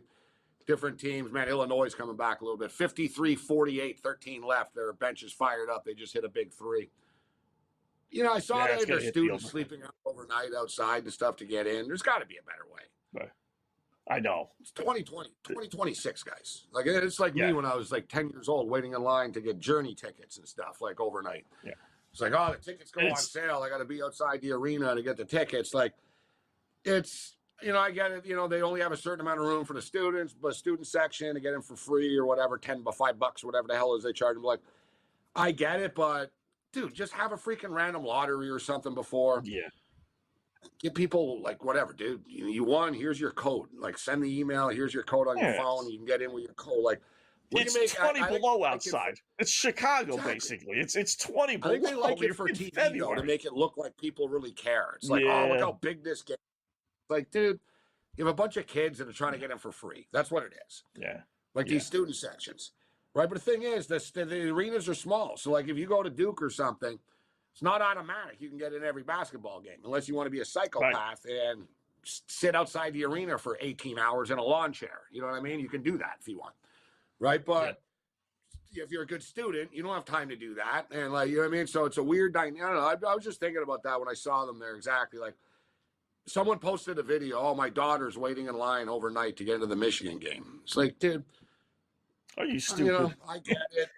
I want to almost say, dude, just buy your daughter the ticket, bro. Like, you know what I mean? Exactly. Girl, you want to go to the game? Call up a scalper. Yeah.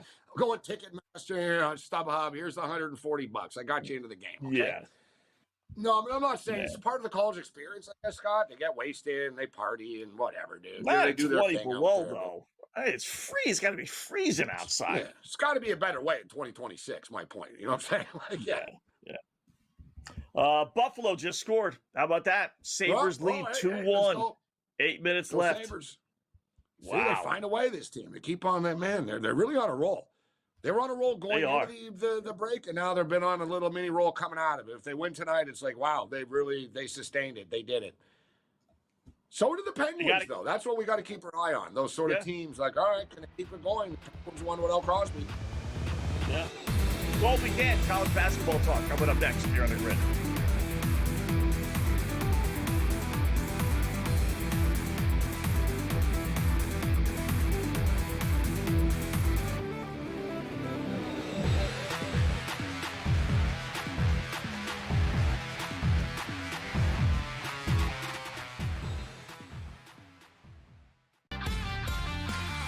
How much do you think tanking is hurting the NBA right now, too, and what we're seeing, like we saw with that Jazz and Orlando game a week ago? How much do you think that's hurting the game? I can't wait until professional sports in the United States adopts a European model, especially like a Premier League model, and they start doing relegation. The day you start doing relegation, everything changes. Everything will change. Outspoken with Dan Cilio, only on SportsGrid. Well, I ended up adding this since our show started here, Rohit, but his points prop tonight at 20.5 is the same number from the Iowa State game. That's a bit of a mistake, right? When we consider the gap in opponents here. I think Peterson specifically steps up.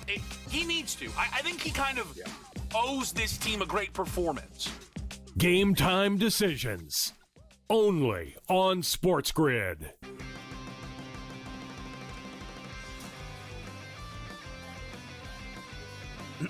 Class is in session. Today, let's talk about the teaser. A teaser is a multi-leg bet where you shift the point spread in your favor. You get better numbers, but every selection has to win. It doesn't matter what you bet if you don't have the insights. Tune into SportsGrid and get ahead of the class. I know that Florida lost at home to Auburn, and it's a real thing that happened. So you can't strike it from the record. But if you did, I think Florida's looked like the best team in college basketball for about 2 months. And I think there are a bunch of results that suggest that. College basketball today, only on SportsGrid.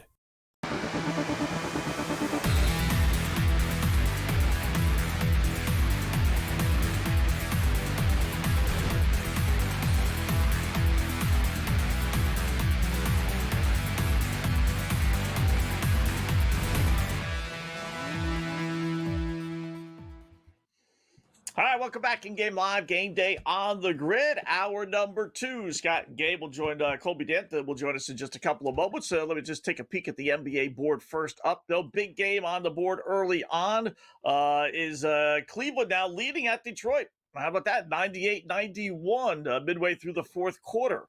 Laying 3.5 and 222.5 is your number there. So maybe Eastern Conference Finals. Celtics blowing out the Nets. God, the Nets are just brutal. Just absolutely brutal. I was close to playing a hunch on them again, but I didn't tonight after losing out on them last time. And Knicks winning by 20 over the Milwaukee Bucks. So nothing. Yeah, where's my Brunson? What's Brunson he's at got now? it. Right, he's got to have 2 more points. Let me see. I Player like the points. fact that it's still, Milwaukee are sort of hanging around at 17 right now. Like, they're going to pull him, obviously. 25. I need another fact. Yeah, it's 25 amazing. still. He's at 25. He had 25, and I got over 26 and a half. It's 18 right now. He's on the floor. He's on the court. Thing is, he won't play early. Like, you know what I mean? Like, I need another freaking basket. Like, I don't want any random, all right, you're done for the night type thing. Let's Can you believe this? Just get the damn last 2 points. Unbelievable. It's amazing. College basketball talk. Colby Dent joins us now as he does from time to time. Sports Gambling Podcast Network, his podcast, the College Experience Podcast. What's going on, Colby? How are you tonight? I'm excellent. Just hit on the I actually just lost on George Washington and Dayton, but prior to that, I was doing all right on the night. But George Washington, Dayton, thought I was at a good spot to cash there, and Dayton pulled it out. So a little bitter there. But how you guys doing? Not bad. We're watching Michigan, Illinois. I see Wolverines. I got it up 6-8 points right now. Illini making a little bit of a comeback. Where were you on this one, and where would you be from here on out if you didn't have a play? Yeah, I mean, Gabe, it's this is what I do. When I come on the show, I always fade Michigan, and then Gabe, I know Gabe's a Michigan guy, so he gets to talk trash to me and, contemplate why I'm even a guest on the show. So I rode the Illini just because I thought Michigan's already clinched the share of it, and Illini's playing for the 2 seed. I do think Michigan is better than Illinois. It was mainly just I thought, and that's kind of been food for thought for this weekend. I cashed on Wofford as a 9.5-point dog on the money line the other night because East Tennessee State had already clinched their conference regular season title. So that's kind of the logic. I know Michigan's still playing for a solo title, but they have a share of it already. So I thought, man, Illinois, they need to solidify the 2 seed. So that was my logic on taking the Illini, but it looks like that's a bad pick right now. I think they care about the overall seed in the tournament, too, more than they let on. Right after losing to Duke, I hear what you're saying. And listen, betting against Illinois, you can't call anyone out for taking Illinois on their home court, and there's still time left. There's still 11 and a half minutes left in this game. But I brought it up earlier, Colby, just how battle-tested Michigan are going to be come tournament time, right? They played everybody. They've beaten everybody for the most part. Like, the NCAA tournament's going to be easier than the schedule and they've gone through this week until they get to the Final Four, essentially. But, you see Michigan guys, they can switch it up on you. Like, a lot of teams have their players. They're going to do their thing. And, all right, if it's not working, they're kind of screwed. Like, it is what it is. You see it, Colby and Scott. Michigan can throw 3 big men at you. They can go all guards. Yeah. They can go big. They can go all. They can play half court. All right, let's run, for a couple of minutes here. Right? Like, they have players that are chameleons, and they have a deep bench. I brought it up earlier. You see, Colby, and they literally have 10 guys, right? Like, people I saw the other day, people, took Michigan's bench and said this would be an NCAA tournament team. And, they're so versatile that they can come at you and adapt. And May's good at using his players and adapting as well. They have many different looks. Not a lot of teams can say that they can throw different looks at you. 100%. And I think Dusty May, that's kind of he's just a great basketball coach. You saw him take FAU to the Final Four. And, you're right. They have so many different guys, their athleticism. And let's be honest, the Big Ten is way up. So that credits them, I think. This is the best the Big Ten's been in a while in basketball, in my opinion. The only thing that I would say is, I worry if I had to pinpoint, one that could catch them maybe Sweet 16-ish or Elite 8-ish would be would Elliot Cadeau and those guards. But every time I've called him out, he's had a big game in response. But that's what I still think always worries about. There's a few turnovers now and then you don't like, but Cadeau's been playing great basketball, bro. Yes, and especially in the big games. The Michigan State game, he was one of the big difference makers in that game. Just hit a big three a couple of minutes ago here right now. Yeah. So he stepped up. I'd love to see that matchup against Florida with the front line of Florida and the front line of Michigan. That would be they're similar to me. They're similar to me because Florida's super tall and athletic and deep. Right. But the guards are the ones. If you're telling me how does Michigan and Florida not go to the national championship, it's one of these games they get beat by their guards. Their guards let them down because guard play in March is to me, I actually think it's the most important thing. But once again, Dusty May is kind of a mastermind at the way he can utilize his lineups and his guards and transition people. So. I mean, it's going to be fascinating to watch. You got to love it, Gabe. And it doesn't hurt.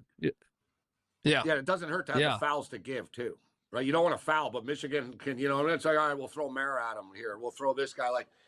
They've got bodies that they could just sort of throw at you as well in the NCAA. So their depth could come into play. I totally agree about the guard play, but their depth really could come into an advantage. I brought it up earlier, Scott. Other teams get in foul trouble. They're in a lot of trouble. Michigan getting foul trouble. Dusty making management a lot better. His bench is just deeper. I mean, take a look at that Duke game, for example. They didn't play good, and they still had their chances to win down the stretch. You know what I mean? Michigan played an off night, and they still, against a top 5 team, were in a spot with 4 minutes left or 2 minutes left to win that game. So it's going to be incredibly hard to take down Michigan, but it will be intriguing to see the seeding. I still think, I mentioned this, I think, a couple weeks ago on this show. I took UCF moneyline as a 14.5-point dog at BYU.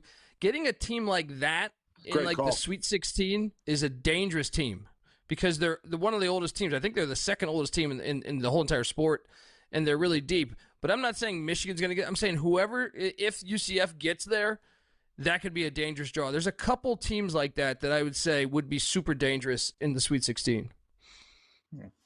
You know, one of my favorite things, Colb, is looking at some of these sites, and I brought this up last week. You know, there's a site at Houston that's the South region, and that's after round 1 and 2, so 3 and 4 leading into the Final Four. So when you do your brackets, Houston, the Cougars are more than likely going to be in that region. You're asking someone to knock off Houston in Houston. That's going to be a tough spot. Michigan really doesn't have that. You know, like they'll be in the Midwest there, which is Chicago. You know, could they win in Chicago? Yeah, it's not a hop, skip, and a jump from Michigan to Chicago. Not far, but there's a lot of I like alums looking that at stuff live in like Chicago. There's a lot of Michigan, alums that live in yes. Michigan will be very happy to be in Chicago. Yeah, they'll gladly take it. Is someone going to beat Houston in Houston? That's I don't. The only thing I'll say is Houston. They like, and look, I would love to see Kelvin Sampson get a championship before he retires, but they do still have like they're elite defensively, but they still do have like gaps of time, and that kind of happened in the Arizona game and the Kansas game, where they struggle to find the bucket. You know what I mean? Like they still have like, if we're nitpicking, once again, like Michigan, we're nitpicking here. So I still wonder if they can go, you know, win a championship with the way they can go into droughts. They're tier 2. They're with like the UConns of the world. I don't know what I mean. They're good, but I don't think like could come back to bite me saying that about UConn. But I don't think much of the Big East either. So I think like, I think Houston's going to fall short. UConn falls short. All right. Great slate of games tomorrow. We'll take a break. We'll get Colby's thoughts on some of them when we come back. Game Live, Game Day on the Grid.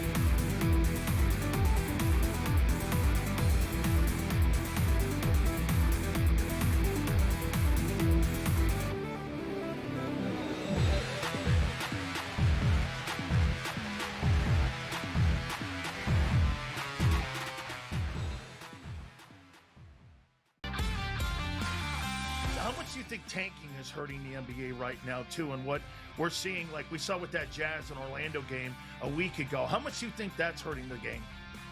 I can't wait until professional sports in the United States adopts a European model, especially like a Premier League model, and they start doing relegation. The day you start doing relegation, everything changes. Everything will change. Outspoken with Dan Cilio, only on SportsGrid. I actually, and I ended up adding this since our show started here, Rohit, but his points prop tonight at 20.5 is the same number from the Iowa State game. That's a bit of a mistake, right? When we consider the gap in opponents here. I think Peterson specifically steps up. He needs to. I think he kind of owes this team a great performance. Game time decisions. Only on SportsGrid.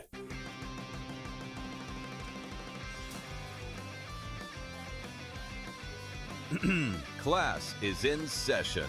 Today, let's talk about the teaser. A teaser is a multi-leg bet where you shift the point spread in your favor. You get better numbers, but every selection has to win. It doesn't matter what you bet if you don't have the insights. Tune into SportsGrid and get ahead of the class. I know that Florida lost at home to Auburn, and it's a real thing that happened. So you can't strike it from the record. But if you did, I think Florida's looked like the best team in college basketball for about 2 months. And I think there are a bunch of results that suggest that. College basketball today, only on SportsGrid.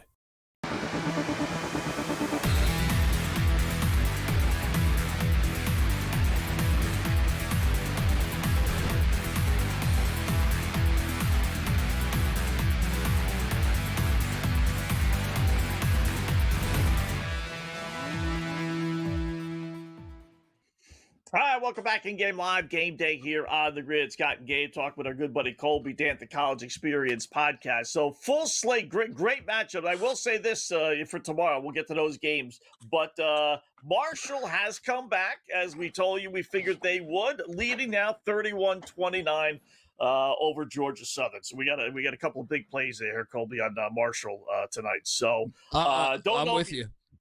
Yeah, good. How come?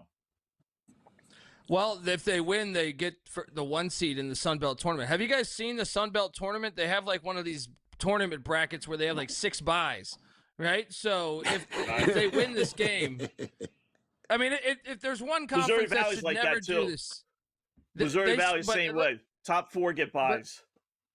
But to me, like Gonzaga and the WCC do it too. But I understand it a little bit. I'm anti it no matter what. But the Sun Belt, where there's like, if you throw out ULM, the other 13 teams multiple are all within like 4 games. And then they don't do a full round robin. So it is the dumbest, because whoever gets ULM twice is normally the team that's going to be in first, tied for first place for the most part. So it's an uneven schedule. And there's a reason why the number 1 and 2 seeds never win the championship, even with this dumb way of helping them out. Someone should be fired for that decision in the Sun Belt, in my opinion. But I'm on Marshall though, just because I think they want that. That's a gigantic thing to get though. Is 4 bye games or whatever it is. Yeah, crazy. All right, great games tomorrow. I'll just throw some out there. How about Kansas Arizona rematch from a week or so ago? Arizona laying 9.5. Wow, 150.5 is the total. Yeah, and I think it was announced that Koa Pete's going to play in this game. Obviously, that's substantial news, as this is kind of a pivotal game for the 1 seed in the Big 12 tournament. I still like the points in Kansas. Peterson, who knows if he's playing or not? I still think it's too much. And sometimes when you get someone back healthy that's been out about 2 weeks, I know Pete's a stud, but sometimes it's hard to manage the minutes, and that can alter the chemistry. Really, I just think Kansas is good enough. I know they've gotten drilled a couple times on the road, but I feel like they've been turning a corner. I feel like the media might be getting to Peterson some, because it seemed like he played a little bit more the other night than traditionally with his whatever he's saying he is. He's got like what does he say? I got flu. I got whooping cough. He's got just whatever it is. I like the kid though, Colby. I actually like him when he talks. Yeah. No, as a player, but when he talks, and I saw Jay Billis saying this. They said, I've spoken to Peterson before, and it's not easy, like, to get stuff out of him. And they said he would advise them to speak more, like to show his personality and stuff. And because people don't know, he never speaks. Like, he doesn't respond after, right? And tell me, he's Kawhi Leonard. He's Kawhi Leonard in college. It looks like him. Plays like him. It's a good personality like him. He's Kawhi 2.0.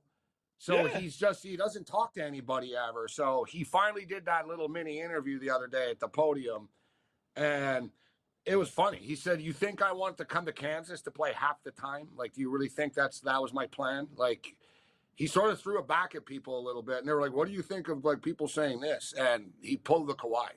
He goes, "I don't hear what any of you say." He goes, "I don't even have a social media account." It was good. He goes, "I don't have any social media pages. I don't read anything on social media."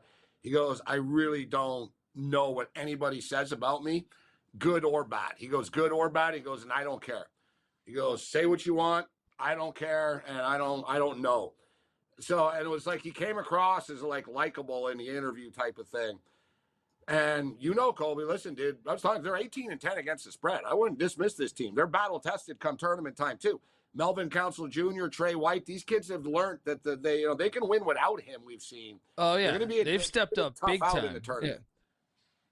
100%. And Bill Self's got to me, they're almost being there's value on them still to go deep. And even right now, I still think Peterson there's value is on great, them. Scott, but he's not the leader of the team. Like, you know what I mean? He's on the team, but like Melvin Council Jr. is like the leader type guy. That's like, all right, you know what I mean? The guy in the room. So, but Peterson's on board. Not a bad kid, whatever. There's been drama with him, but whatever. He'll fit right in the NBA.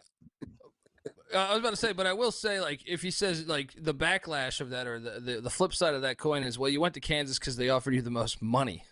You know what I mean? Like, that's what you should be following up the question with. Yeah. It's like, I mean, you can sit there and scrutinize Kansas because Keaton Wagler, who's playing right now for Illinois, is from the state of Kansas, and they didn't even sniff trying to recruit him, right? And not to compare him, Peterson will be the top 2 or 3 pick, but Wagler's pretty darn good at Illinois this year. He has 40? Didn't he have 49 a couple weeks ago? I know, but you know what? Know. The players don't owe the school anything, even with the NIL. The school's not the one paying them, and on top of that, it's like whatever you do, like they chose him. They're the one to want to pay him. They could have paid someone else. You know what I'm saying? Like it's more. He's doing them more of a favor, but you know what I mean, guys. Like he did Kansas a bigger favor by going there than they did. Exactly. So yeah, he could have got millions of dollars anywhere. I'll go to Florida. I don't care. Like, whatever, dude. I'm doing you the favor. That's why Bill Self needs to be careful and not rip the kid, because other NAL stars are going to say, I don't like the way he treated Peterson. Like, it's a fine line he's got to walk.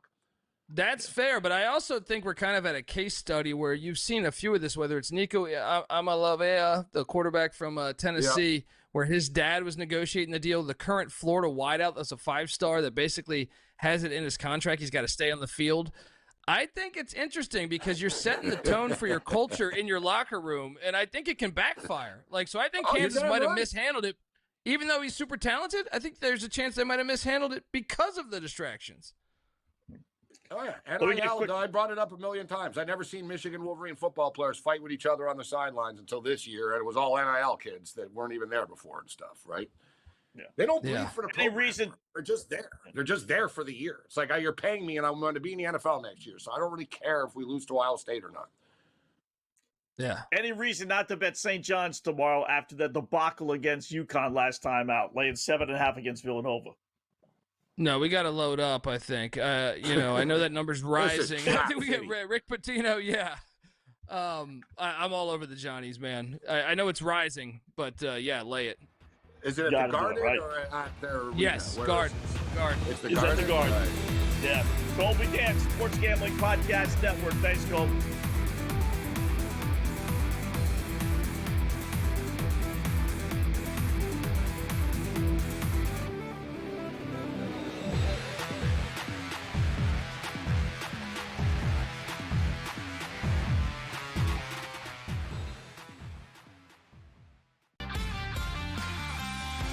think tanking is hurting the NBA right now, too, and what we're seeing, like we saw with that Jazz and Orlando game a week ago. How much do you think that's hurting the game?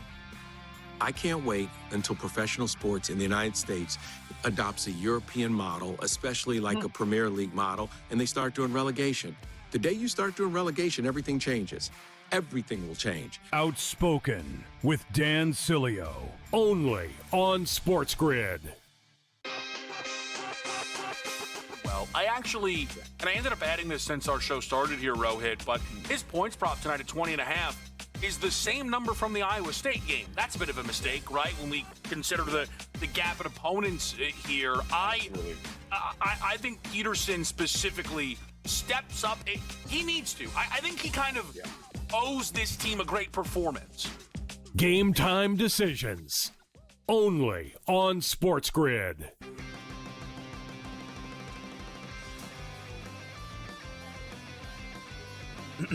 Class is in session. Today, let's talk about the teaser. A teaser is a multi-leg bet where you shift the point spread in your favor. You get better numbers, but every selection has to win. It doesn't matter what you bet if you don't have the insights. Tune into SportsGrid and get ahead of the class. I know that Florida lost at home to Auburn, and it's a real thing that happened. So you can't strike it from the record. But if you did, I think Florida's looked like the best team in college basketball for about 2 months. And I think there are a bunch of results that suggest that. College basketball today, only on SportsGrid.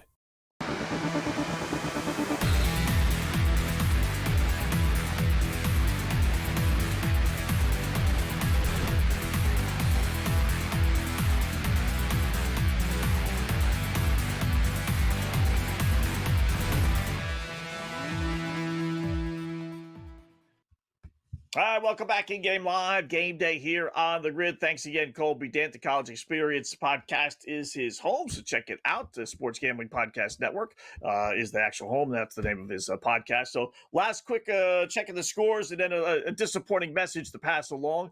Michigan by 19 now. 77-58. 4 minutes left. This team is just amazing. For this. Yeah, right? Yeah.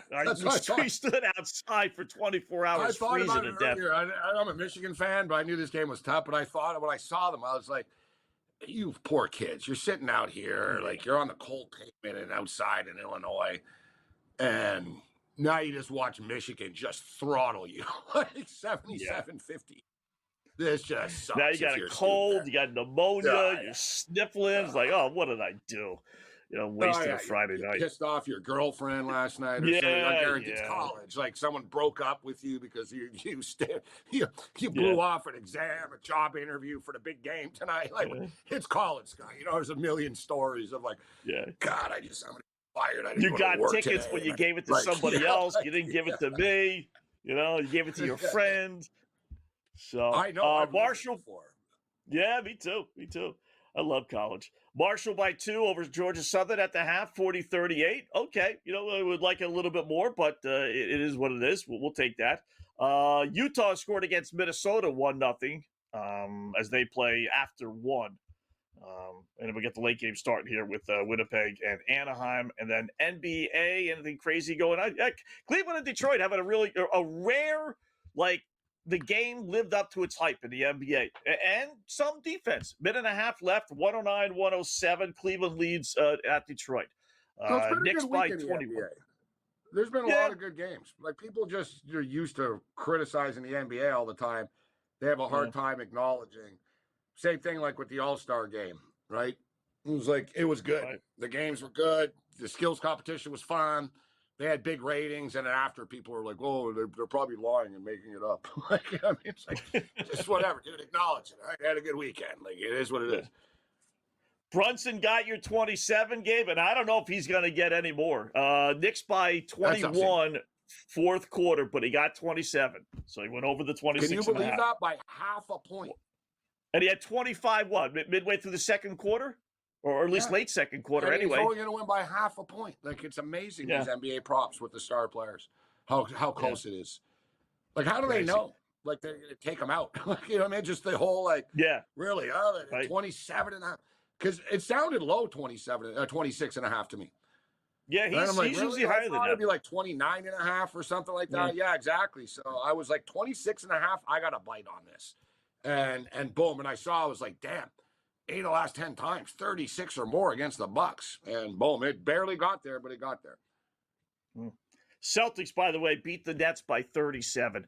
The Nets are going to set the record for most 30-point losses in a season. They have 148-111. Poor Jordy Fernandez. he's probably saying, what did I get myself into? Yeah, right? So. He knew it taking the job, right? He's a sacrificial lamb. The Sabres did win. The Buffalo Sabres have beaten the Florida Panthers 3-2. 3-2. Ooh, it was 3-1. So they scored a late goal, Florida. How about that? Another big win for the Buffalo Sabres. Yeah, another big loss for Florida, unfortunately. All right, speaking of unfortunately, Gabe, this is our last show. It's the business, folks. For whatever reason, things out of our control. No more sports grid late night or in-game live for us Monday through Friday. We've been doing it for the last, 6 months or so. I've been doing it for longer than that, but unfortunately, we got to go in a different direction. You'll be doing the morning show, though, right? I got the weekend stuff. No? I thought you were. No, I'll be on. I'm going full circle. We'll be back on Game Time Decisions. So I'll be on Game Time Decisions. I'm sorry. I thought you said the morning. Okay, my bad. Weeknights at 6 o'clock. Weeknights at 6 o'clock with Kevin Wall. All right, so that'll be fun. 6 to 7. I got the Saturday shows and Sunday from 4 to 8 both days, starting next Saturday and Sunday. This week is the normal one, but Yeah, unfortunately, it's been a lot of fun, Gabe. You know, a lot of people didn't think we'd be able to work together, two strong personalities, but I really enjoyed it. I thought the shows were really good. I had a lot of fun working with you each night. Disappointed that we're not going to be doing it anymore. Yeah, it was the time flew by. Yeah. The hours, the show always went by quickly every time. Listen, we're not dead yet, Right. so we still have time to pick winners. We're getting there. Pick winners and rock and roll, but we'll still be around. Yeah. I'll be back tomorrow afternoon, 2 to 5, being Ranieri. Hope you guys tune in.